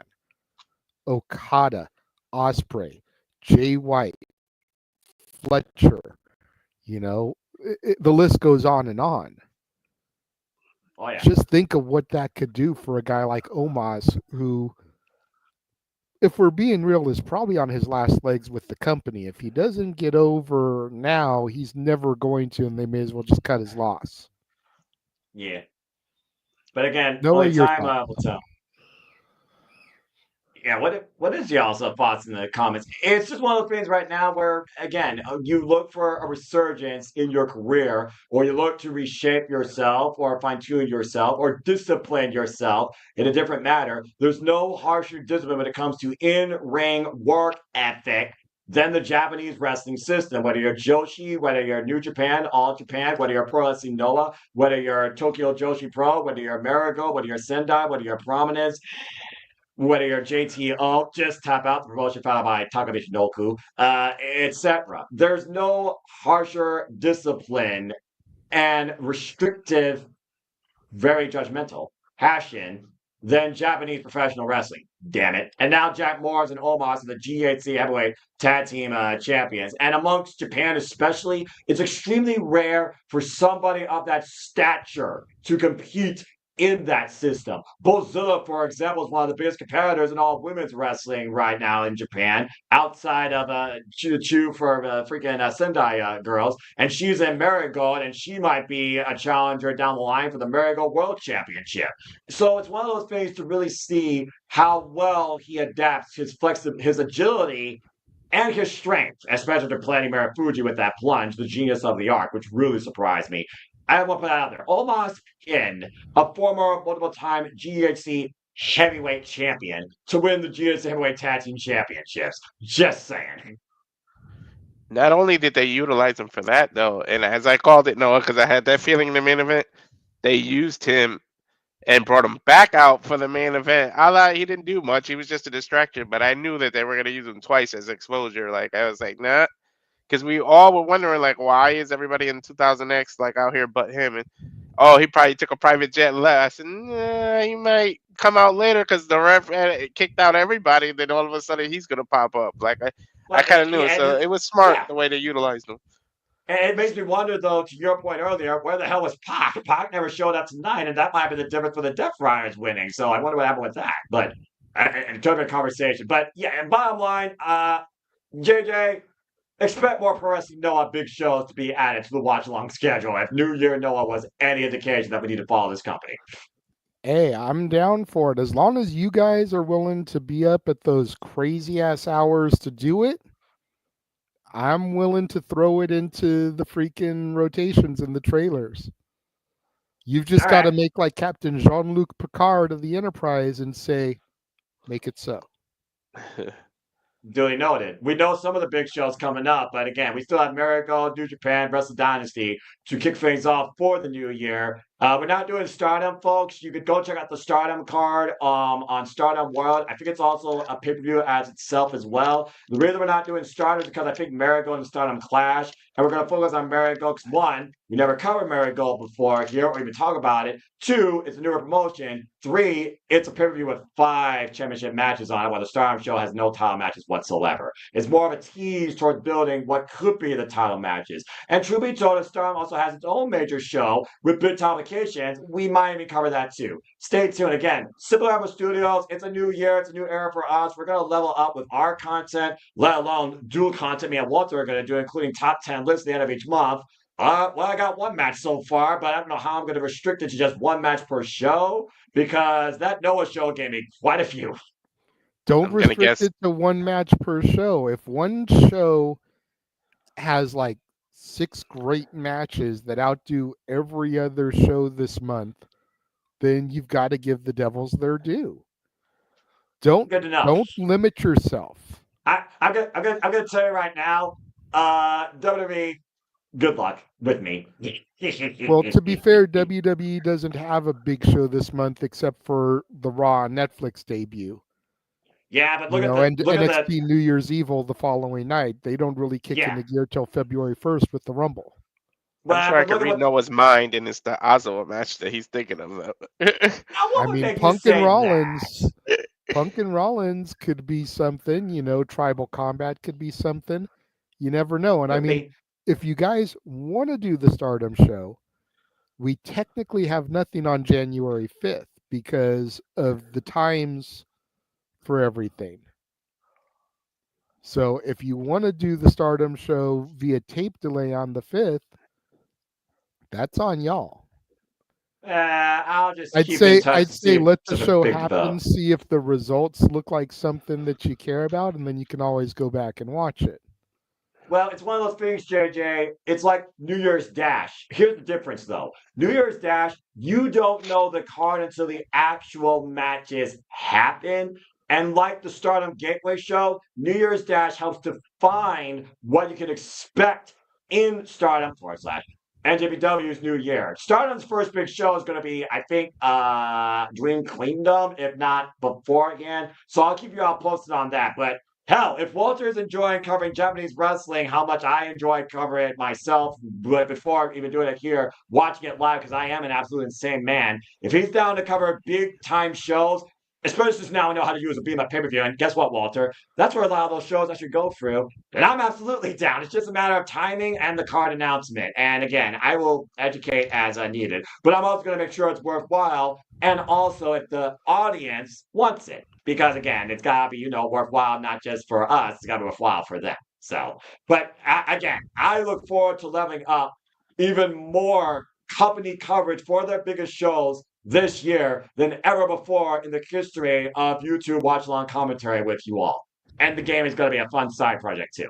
But for now, why don't we go ahead and bid these people a fine adieu until the next watch along. Again, folks, we'll be back here Friday, literally the start of Friday East Coast. I think at midnight, not Williams Standard Time, for Marigold's first stream. 5 championship matches, headlined by Utami Ayashita going after the Marigold World Championship against Soleil. And of course, that will lead us into Wrestle Kingdom weekend and Wrestle Kingdom and Wrestle Dynasty and New Year's Dash back to back to back days as Wrestle Kingdom week continues until we get back here stateside for WWE. Let's see how you kick things off, guys, with the Raw on Netflix and NXT New Year's Evil. But for now, we thank you all for tuning in. So, does anyone want to plug, or should we just bid everybody a fine farewell?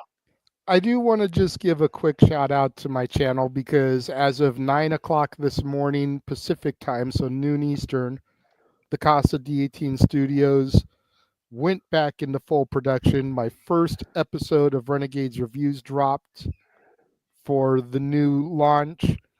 Tomorrow will be the first episode of the War Zone. Albumversaries will come on, what's today? So Friday will be Albumversaries. Saturday will be Deep Cuts. Sunday will be Forgotten Gems. Lots of stuff in store. Safet pointed it out during the commentary that my final night of Hanukkah went live at 6 Pacific, 9 Eastern. Adam Sandler's 8 Crazy Nights. But yeah, as of 9 a.m. this morning, noon Eastern, stuff is starting to crank out every day on the Casa. So if you haven't subscribed yet, in all the years we've been doing this, and you like movies, and you like music, and you like wrestling, and you like pro sports, because Stat Boy will be coming towards the mid-end of the month with the College Bowls Championship, make sure you subscribe to the Casa D18 Studios channel. All right. Walter, as we start the new year, any thing you want to plug or any update you want to talk about with your channel here, man? Mamacita. Yeah. The Twitch, the SRS 1983. We've been streaming pretty much everything we've done so far there. I think I'm gonna connect at least the PS5 tomorrow so we can discuss it with Noah what we're gonna do in terms of the games. Then we got to figure out how to do the Switch. But yeah, look out for that. The game things are doing, and yeah, subscribe to the At Rage of Wrestling YouTube channel. That's the most important thing. Like we've been all like really working hard to get all this going. Like we caught that bump in 2024 when we know what YouTube did, but we were able to recover. So like I'm just glad that we gave birth Yeah. to this new revolution. Uh, so yeah, but that's pretty much it. What about you, Noah? I will say this. Yep, it's official, folks. I'm on Blue Sky. I don't know what I'm gonna do with Blue Sky yet. The probably will just focus more on gaming and like maybe simple summaries after like each night, the night after of what I like took away from a show in wrestling. But yeah, you primarily can find me as usual. Twix YouTube and very rarely Blue Sky and Fox 1916, all the same umbrella. As far as my simple YouTube channel, more of the same. Collaboration with you all. AEW impromptus out of nowhere, and of course, the return of the mainstay series of my channel, Simply Predicting, on Men's brand. Of course, me and the KG King will do a two-man booth. It's going to be a Simply Predicting exhibition for Wrestle Kingdom weekend. We're going to do both Wrestle Kingdom and Wrestle Dynasty back-to-back days, and then Truly Simply Predicting will come back with league action, starting with TNA's Genesis. Yes, JJ, I see your hand. If I may, I would like to be part of the Wrestle Dynasty one. I absolutely don't know welcome it. that I much have- about Wrestle Kingdom and what's happening, even though I've seen the matches, like I have the graphics and whatnot, so I can send them Walter's way. But I would like to be involved in the Wrestle Dynasty one. Yeah, definitely. Me and King are gonna figure out time Saturday to do that ahead of Wrestle Dynasty, there, however we say it, and you are definitely welcome Oh, to if be it's going to be on that. Saturday, then never mind, because I have to work that day, so don't worry about it then. Yeah, because the way I see it is, again, the matches of Wrestle Kingdom are going to have direct impact on Wrestle Dynasty, where several of those matches are going to be possibly for the freaking championships of New Japan Pro Wrestling. So that's Fair why enough, I wanted to kind of do it a separate day-by-day type of thing, because if Claudio Castagnoli faces Shogun for the IWGP World Championship, all bets are off. If Ricochet with his new heel attitude faces Zack Sabre Jr. for the IWGP World Championship, all bets are off. David Finlay could lose that title to Yoda Tsuji could defend that title against scapegoat Jack Perry. I don't know who Blanthal Khan heel is going to pit to face the Young Bucks defending the IWGP World Tag Team Championships against. And Lord knows the one match we know no matter what that's not going to be offended by Wrestle Kingdom, that if you want to just talk about right now, go for it because you heard it tonight. Mina Shirakawa and Mercedes Moné are going top for title for the Rep Undisputed British Women's Heavyweight Championship and the WWE Strong Women's Championship, while Mercedes Moné is currently TBS Championship also. Freaking Mina Shirakawa is currently a Regina Wave Women's Champion as well. One of those two women is leaving Wrestle Dynasty with 3 championship belts. The other one leaves with 1. Go Mina. Yeah, we want Nina. Yay, Nina. As simple as that. And then, of course, Kenny Omega, who will be back next week, Wednesday. He first comes back to New Japan to compete this weekend against Gabe Kidd. And Gabe Kidd is not defending his title, but regardless of that result of that match with the Dynasty, he will be defending his under strong Openweight Championship against Tomoyasu Ishii, who could be the new IWGP Never Openweight and AEW International Champion come Wrestle Dynasty. We could have time for titles at Battle in the Valley, even. There's a lot of fucking cause and effect with this year's Wrestle Kingdom with Wrestle Dynasty. It is insane. Absolutely, absolutely. And since you mentioned it, are we doing Battle in the Valley? I'm That's for it. not Are currently you? on our schedule, but if we're going to do it, then when I update the trailer for tomorrow for the Marigold show, I'll add that in. January 11th, Walter? following weekend. What is it? January 11th? Battle in the Valley on pay-per-view. Yep, Curse at NWWorld.com. But that's West Coast time, so it won't be like super duper late, so you guys can still do shenanigans and everything. I believe so. It Let me should go be ahead like and when they did Strong Style Evolved. It should be like 5 o'clock Pacific, 8 o'clock Eastern. Well, it is in California, but sometimes New Japan Pro Wrestling does these as specials for NW World subscribers, and then other times they do it as a pay-per-view that you got to buy separately. But it is Saturday, January 11th, 2025, from San Jose, California. And it looks like doors open 5:30 p.m., bell time 7 p.m. I'm guessing that's California time, so 7 p.m. y'all's time is 10 10 p.m. years And back. here. us. So there you go. So yeah, I say let's add it. Especially because we already know we got a freaking championship match and Sumi Sakai's retirement trios match where she'll be taking on Team Hiromu Takahashi, which will have Mayu Iwatani, and she may not be IWGP Women's World Champion at that time. And also the magical girl, Yuka Sakasaki. They'll be taking on Sumi Sakai. And why is she teaming with Evil and then Rita of House of Torture? I don't get that, but it is what it is. That's another one retiring this year too, Sumi Sakai. But yeah, Mhm. I say we add it. But again, we're rambling on. Folks, if you ever wonder what happens in the green room or post watch alongs, this is the madness that we do in producing the fucking schedule.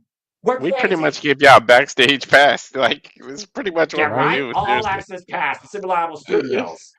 Anyway, okay, before we put any other thoughts out there in the ether for the people to try and influence, let's go ahead and finally close this thing out. So we did plug our stuff. We talk about our channels. We talk about New Year's resolutions. We talk about our hype. We talk about wrestling. Let's go ahead and get some sleep and shut eye again. Thank you all for tuning in. For Walter Cruz, for JJ Williams, I'm Seminole Foster. You know what we do. You know what I do. I bid you all now truly a fine I do. So until Friday, when we cover Marigold First Stream, make a positive impact in life. Enjoy your Thursday. Enjoy your night or evening wherever you are in the world right now. And have a good night. This has been AEW Fight for the Fallen, the mother of all simulcasts. We're just getting started. See you next time, folks. And Happy New Year. I can't believe it's still the same day, Noah. You're right? The fuck?